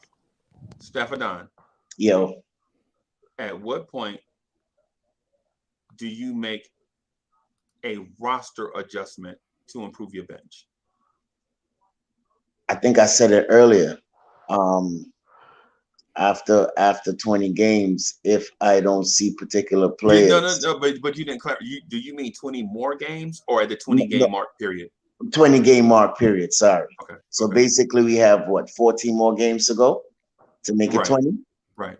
So I think after these 20 games that we play, I think we could evaluate on a sample size to see where we could make the roster change. So far, if today was game 20, what roster move would you make? What position? Not player transaction, not transaction, but no, just a bench change, in the and I will take out Quickly to put in Grimes and let Grimes get some burn. I think that's the only change I may do so far. Let me see. I think that's it. But otherwise, if I had to make another change, I don't want to take out Burks because he's making 10 mil. But if I see that, I think Burks might have to his miss might get to cut down a little bit to give Grimes probably a little more time. That's about it. Yeah, just so you can get them splinters. I have a question, just to because I know a lot of people will say Grimes. What do you think Grimes is going to give you when he comes in for those minutes? And if he does have that rookie slump or just not effective, what are you going to do about it then? Well, as you could see when he played that last game in the preseason, you see he could give you that perimeter defense. He could defend. I don't know about bringing up the ball so far, but I know he's a spot-up shooter. You could give him the ball in big moments, and he'll give you that 3-point shot. I don't think IQ giving you that shot right now. So I will put Grimes in that lineup as a spot up shooter. So Rose could find him in different spots, just like Burks also too. He would, because he brings up the ball and he's a ball handler. So either one of them bringing up the ball to find Grimes in the corner at top to be a spot up shooter to make that three. Okay. I would say this. This is just me speaking to the chat. Chat, I'm talking to y'all, right? I'm speaking to the chat. At the 20-point mark, which is the line in the sand that Staffordon mentioned. 20 games. 20 games, right? And not 20 games from now, but 20 in 14 more games. If this bench is playing the same, we would be at the quarter mark of the season, or just about, right? I personally would trade for another veteran, bring in a veteran presence to steady the ship on that second unit. I agree. Oh, I wish I wanted to pick him up after the Suns let him go. I wanted Torrey Craig, and Torrey Craig just gave the Nets the business off the bench. And I like Torrey Craig. I wanted him. Who's Torrey Craig play for now? The Pacers. Indiana. Oh, yeah, on the Pacers. Lord have mercy. Even though the Pacers are 1-6, they've been like close in basically every single game. We played them this week too. Yeah, we played them this week. They're gonna try to get revenge, but they have so many offensive weapons. Their defense is not bad either, but I wanted they are hot and cold. They are hot and cold in games, though, bro. Imagine Torrey Craig over Burks or Obi. Like I know Torrey Craig with Burks. Yeah, with Burks, or like I'm saying like substituted in for like in Burks' place or IQ's place or because I was just about to say Torrey Craig can is not a ball handler. Yeah, that's the good thing. He's a wing player though. Yeah, he's a wing player that defends. Right. So he definitely take Obi minutes. Yeah, defends. He plays. He gets rebounds, and when you need him to shoot threes, he shoots threes. Very versatile defender too. Yeah, he's very like I actually really like. Right. Yeah, someone said Reddish in the chat. It's not happening anymore. He's doing too good for anyone to want to trade. He has value now. I mean, he had value before, but he's gonna but I continue tell you who could be available from them is Kevin Huerter. Johnson. Yep, I knew you were gonna say Huerter. Yep. Yeah. You think so? He's been bad. Him and Gallinari and Lou Will have been pretty bad so far. Yeah, they just don't have chemistry, bro. But what about Culliver though? If they got Reddish, you think they ain't gonna get rid of Culliver or they gonna keep him? Oh, Culver's on the Culver's Grizzlies. on the Grizzlies now. Yeah, he's not even getting burned. Yeah. No. The one who came Hunter from the injury last year and guarded. You talking about DeAndre Hunter? DeAndre Hunter.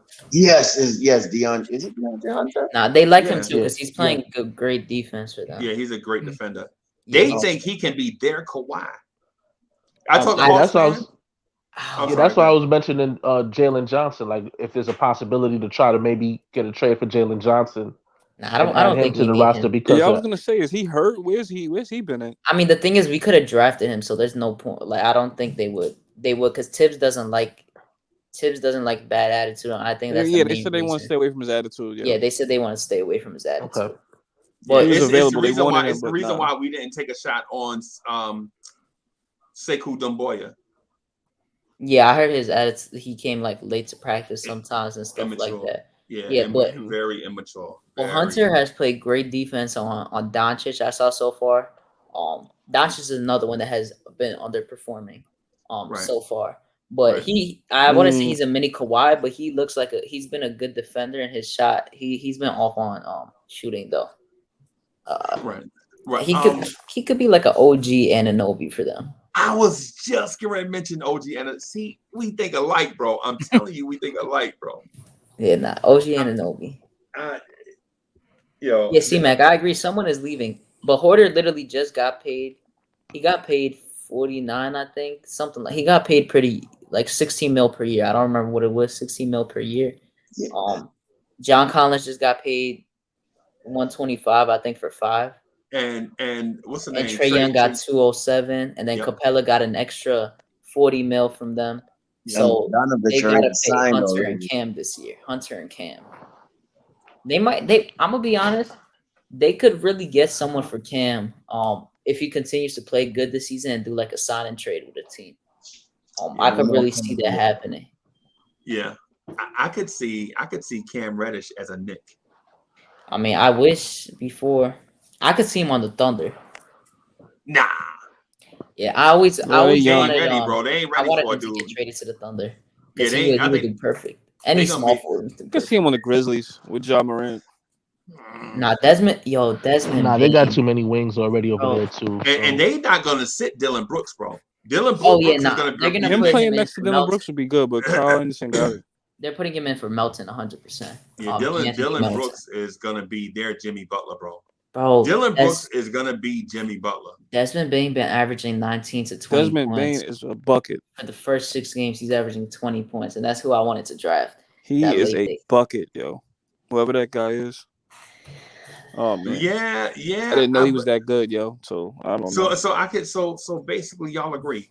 Y'all agree that in 20 games, if this bench is performing at the same level, that we should go out and get a veteran to help steady the ship on a second unit. Yeah, it just depends on who it is and who's available. Because we always know that so many stories come out at the trade deadline and some random people become available. So are we trading anybody on the bench to get this veteran player? You have to. Who is it? You have to. It'll be Burks likely.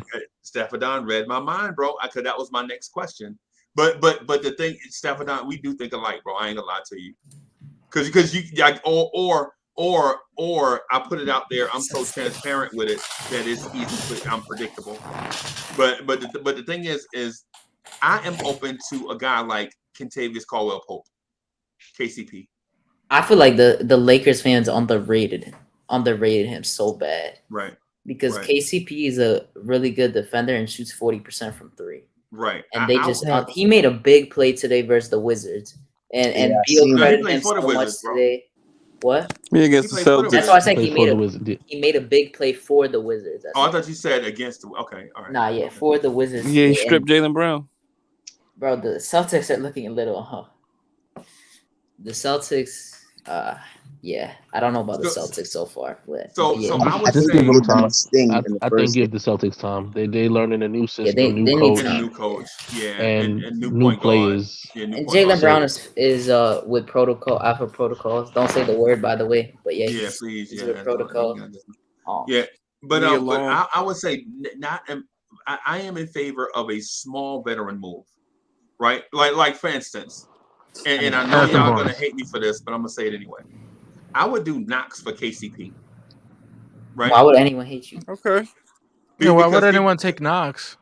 Because every time you say a young player from the Knicks getting traded away, people get some type of weird, But in my opinion, it would be a similar deal to DSJ for Derrick Rose. I think you're gonna have to throw in a second round pick too, Freezy. I was just see, I'm transparent. I'm too clear because I was gonna say it would probably take Knox in a second to get. They can have a second. I mean, we got like 20 seconds, so we have to do something with it. We're not hurting for those picks. I'm not even lying. We gotta like trade like all of those seconds and like our first round picks to get a top 5 pick in that draft, in that 2023 draft, bro. We just gotta do it, bro. Right.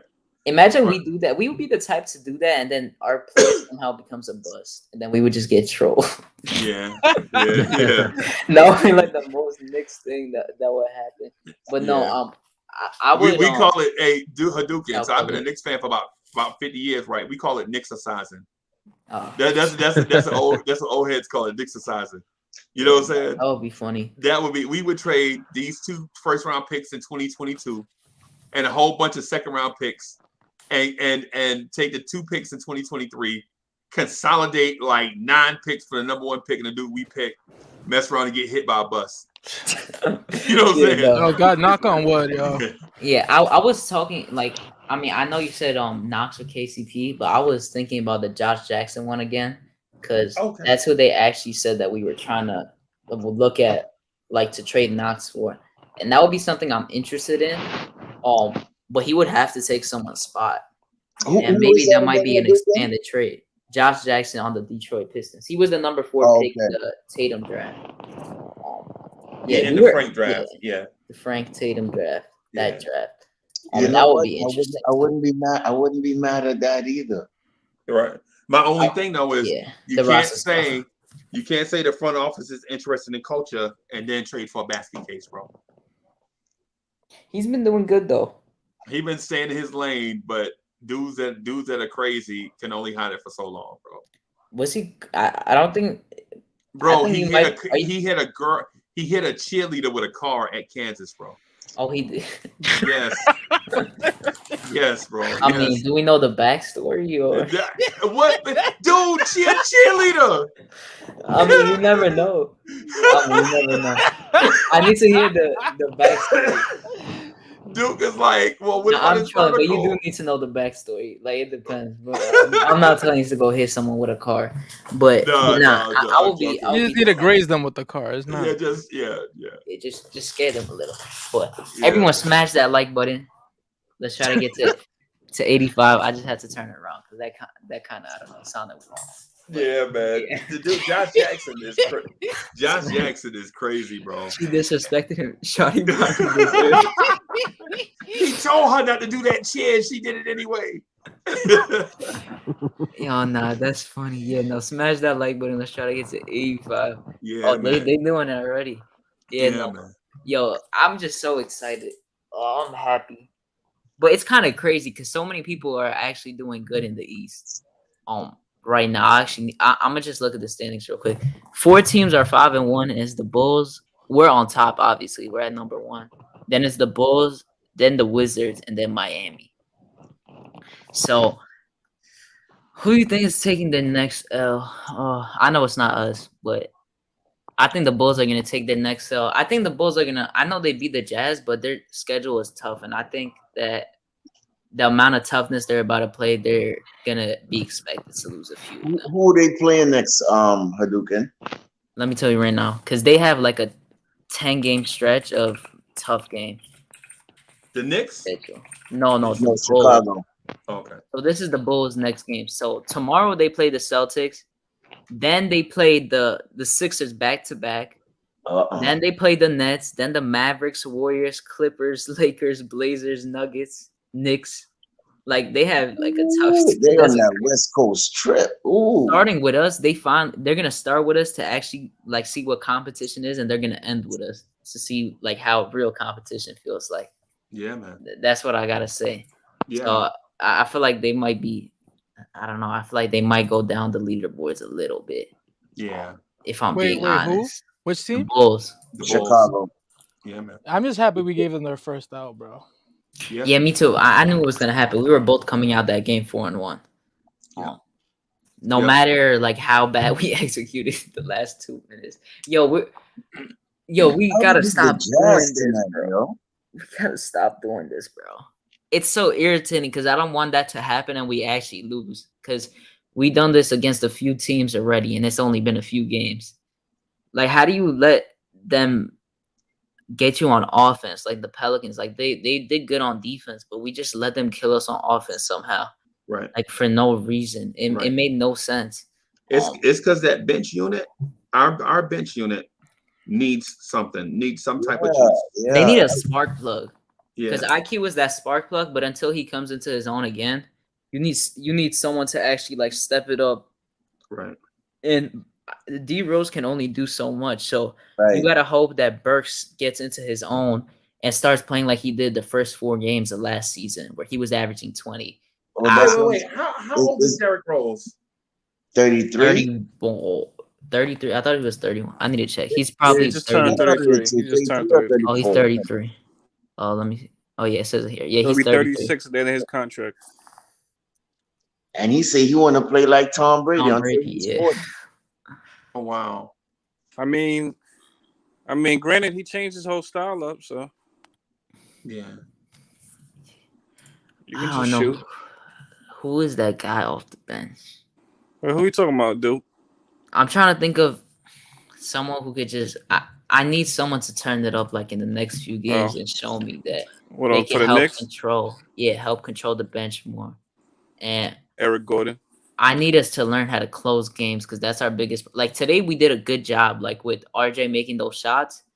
But other than that, we have done nothing good in the last few minutes of mainly every game. Ain't really much out there, It's man. tough. Bro, and we were up by Philly by 30 points, and we ended up only winning by 14. I'm so happy they didn't have an extra like 5 minutes because they could not miss shots at all during that game. We just can't let that happen. And these next teams we're gonna play, there's no slacking at all. The So it's Cavs, Raptors, Pacers, who else? the Cavs, the Bucks. Like the Cavs are actually a weird team because they got Laurie starting at small forward, power They give forward, us Mobley, problems. and then Jared Allen. That's gonna be a tough thing for anyone to guard. RJ's gonna have to guard Laurie Markkinen. Mobley and Jared Allen are gonna be guarded by Mitch and Randle. It's just gonna be such a All right, Evan Mobley's balling. yeah. It's gonna be an annoying game Is to this play, man. Cleveland y'all talking about? Yeah, they've been giving people the work. They're a weird team. What they 3-3 now? Phoenix Right? beat them tonight. Phoenix might beat them tonight. Who knows? Let me see. They lost today, but they're keeping it like close with the good teams. Like they're making them work for their wins. Because I know they lost to Rubio. the Lakers last night. If I'm mistaken. Yeah, they did lose. It's the They're Rubio 3 and effect. 4 right now. Yeah, Yeah, but they have some high IQ players on the team. Like Yeah, they're it's the playing like Rubio they got effect. high IQ every time. You got Rubio to mentor those other guards. You know what I mean? Right. So that's big. So would y'all be interested in a Ricky Rubio? No. I'm gonna be honest. I think they're set with him just because he's like the perfect vet for them because he's letting Sexton know what to do right, and then Garland, I would say is like the most similar to Ricky Rubio out of everyone. Right. That could really come as a vet guard. And you could teach him, and he does very well with Mobley. He's and the big disciplined. man sets them up so well. Okay. He just has high IQ. Yeah, It's I'm a good. good thing for them. What about Taurine Prince? What team is Taurine Prince on? The Wolves. Well, yeah, that's what I thought. He's been decent too. Yeah. We need a nice defender. Taurine Prince wouldn't be bad. I don't know. He'd probably be easy to get. Actually, I want to ask a question, and this is for the bench too. Right. I heard Kobe White is on the trade block. Apparently, are you looking into that for your bench? And you said in general, other NBA Kobe White. team. Yes. Oh. I think it's a replica of Quickly, except Kobe White just plays it fast. So too. Yeah, it reminds me of Quickly too much. Except Kobe White is so fast, bro.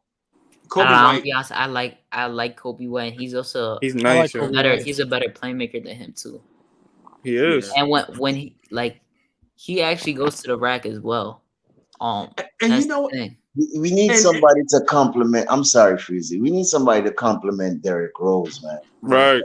Derrick can't carry the second offense all the time. Which is why I think he would be perfect. Kobe White would be if you would solid. think about Kobe it. White could play but the who do you sit though, bro? You trade. I think that's the trade, the IQ. Right Yeah, that's the IQ or Burks. or both. No, I would definitely do. I would do IQ for I would do the IQ for Kobe White. Kobe White trade if that I was would do what that was on the because table. Kobe White, in my opinion, has more potential than IQ in general. Because in my opinion, he's a better playmaker. Just like for me watching him, and like he goes to the rack like the amount I like it. Just from a skill standpoint. I'm sorry, I didn't mean to cut you off.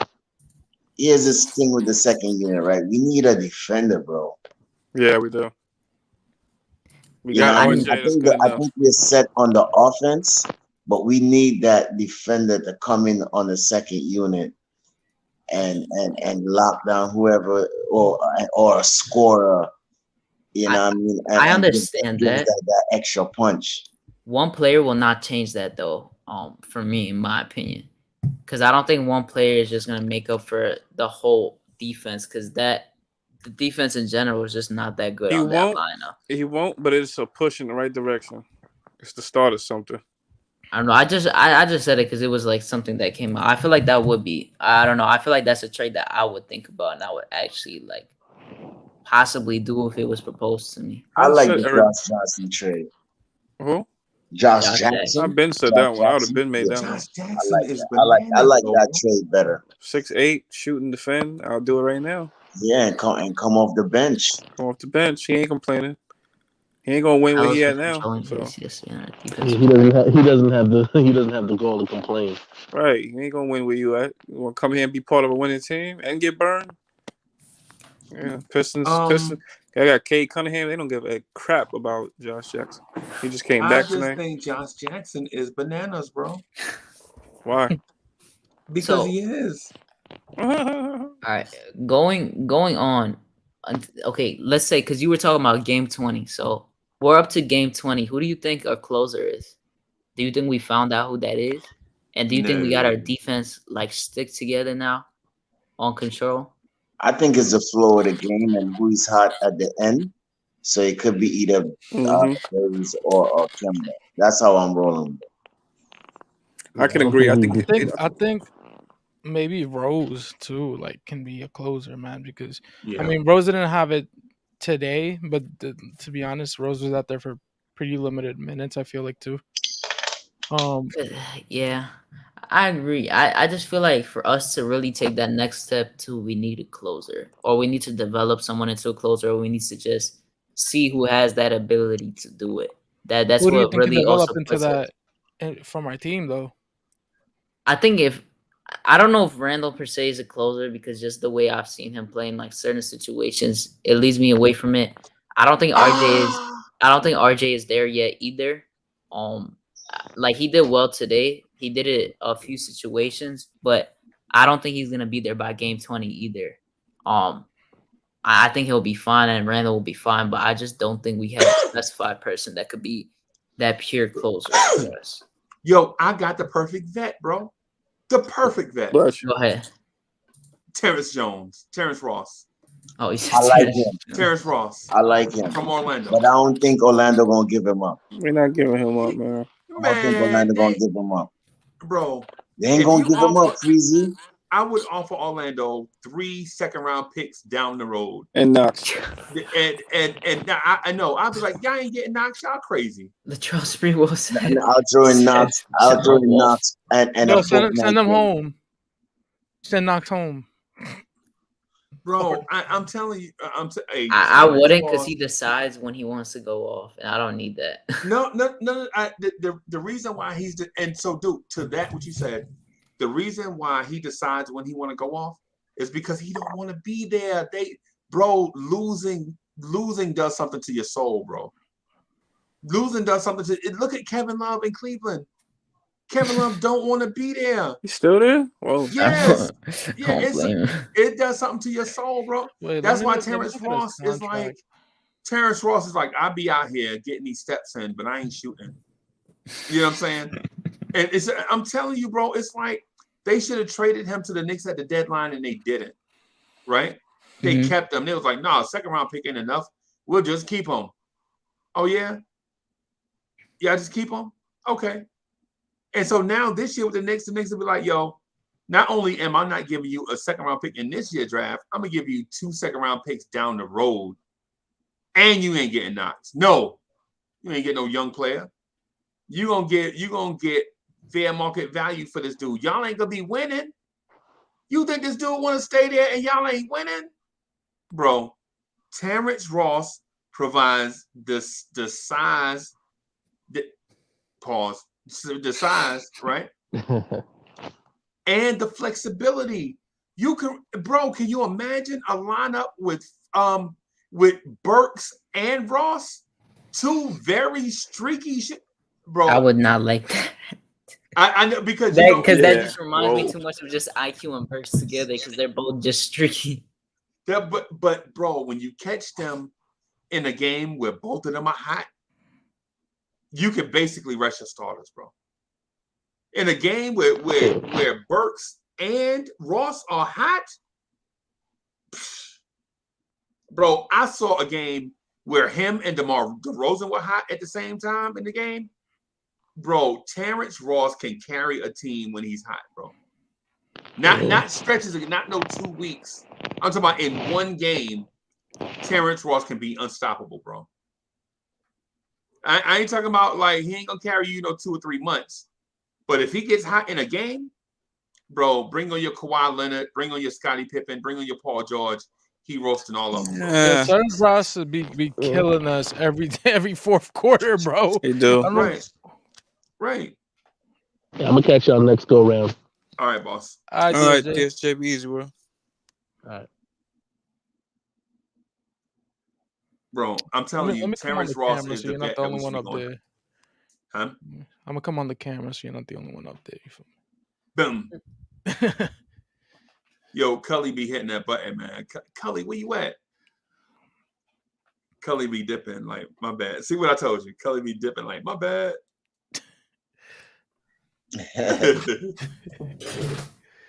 Yeah, man. And so I'm gonna rock for a few more minutes too, man. Probably about 15 more minutes, and then we'll get out of here. But y'all, let me say this real quick. So the Lawrence Tears channel has a new membership feature available. You can become a member of Lawrence Tears by clicking on the join button on the community tab. Right? Become a member so that you'll get perks like private live streams, right? And access to early ideas from Lawrence Tears that others won't see until we actually put it in production. So if you want to become a member, go to the community tab, click the join button, select the level of membership that you want to get, whether it's the nosebleeds or the suites section or whatever. That way you can get, our solid inside perks or whatever. Bam! There you go. Cully, where you go, bro? Cully, you don't think we're better than the Atlanta Hawks?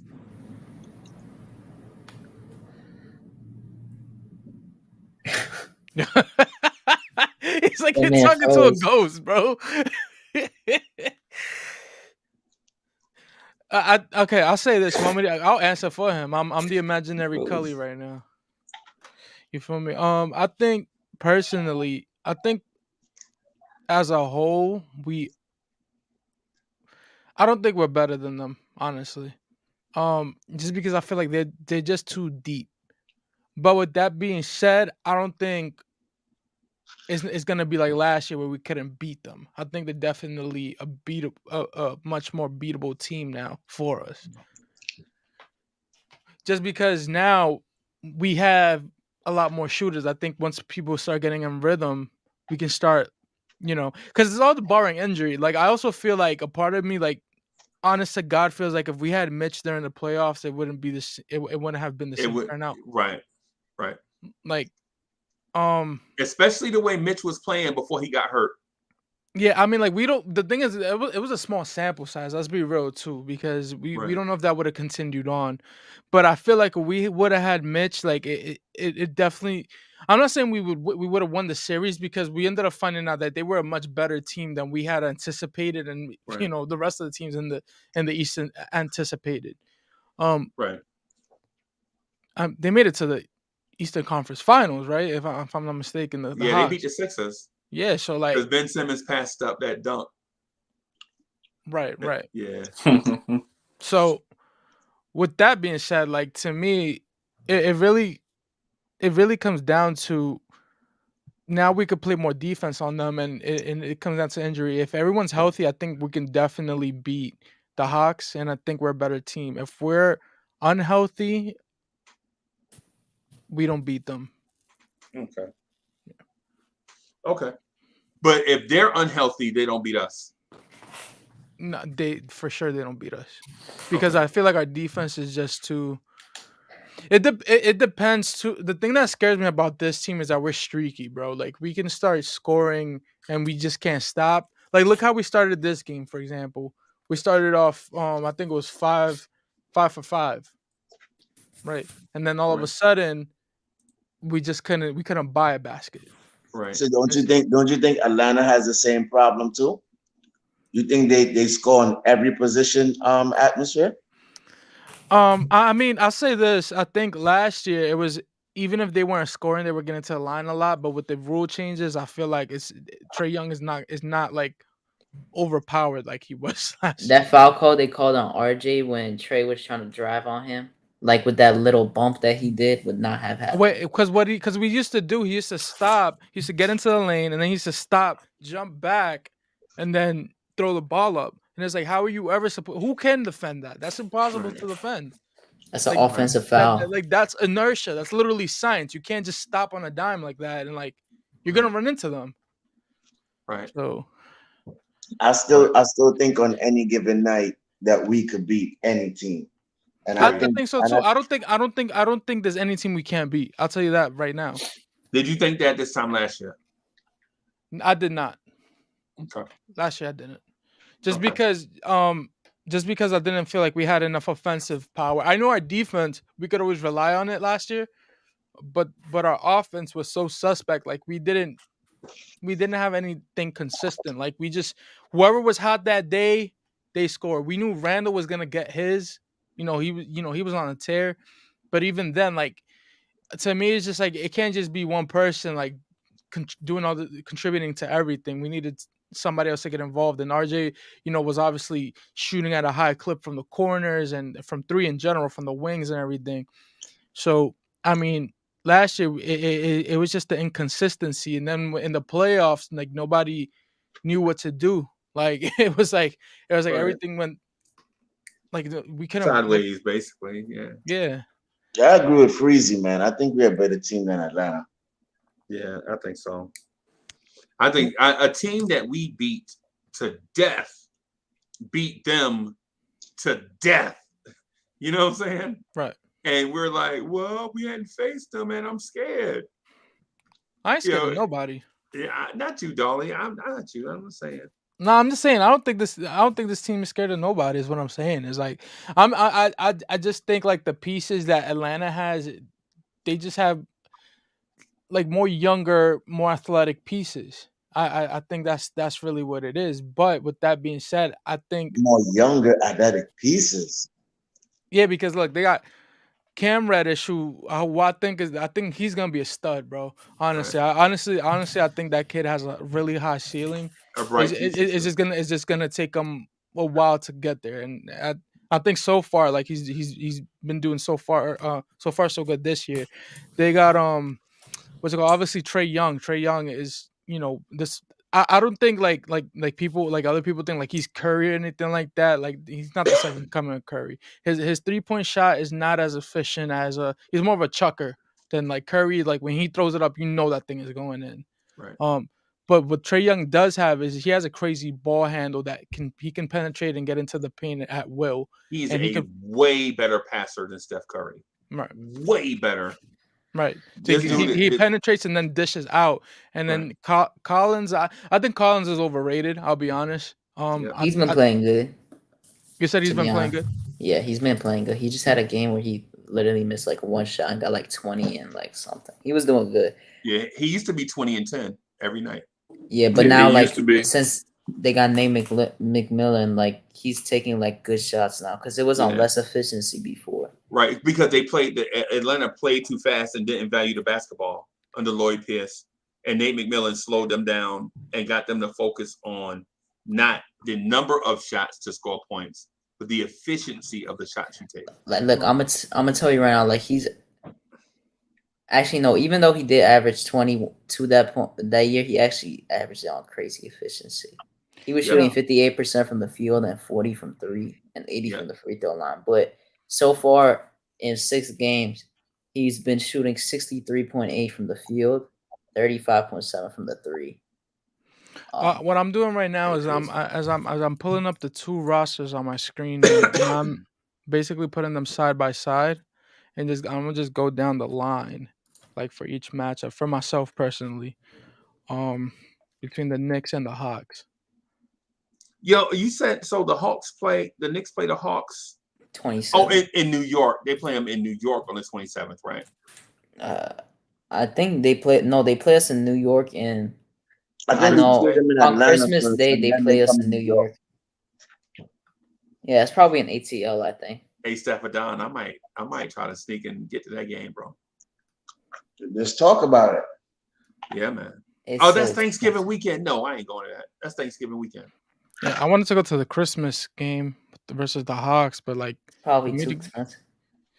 I would have paid it, bro. It's my first game.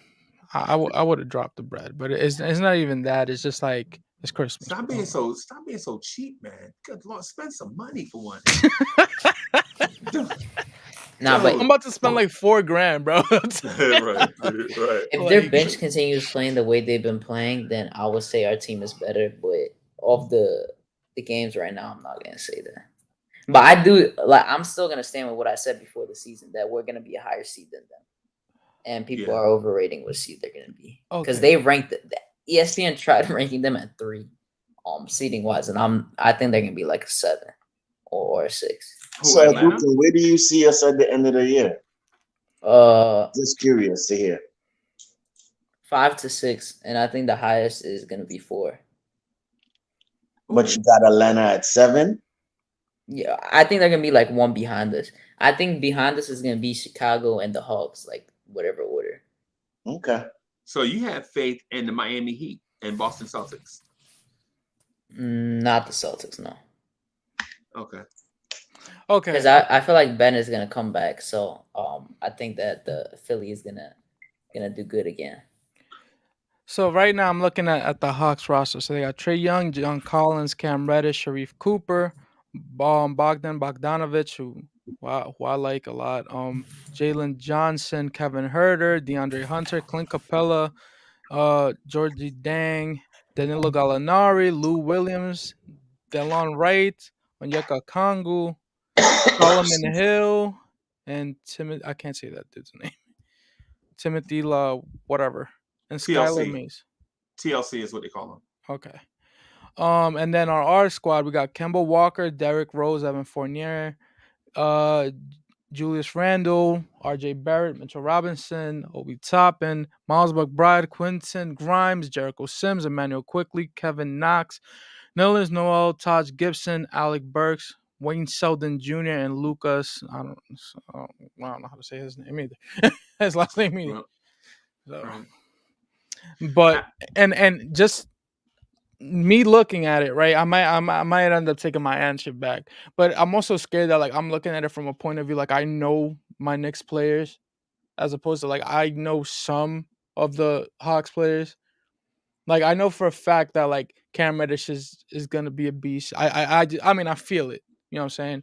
Sharif Cooper is neither here nor there. I don't know much about his game, but Bogdanovic, I know he's a baller. I know what he can do defensive. Like he's a 2-way player in a sense for his position. Right. And then Kevin Huerter, he plays underrated defense. Like I saw it last year. He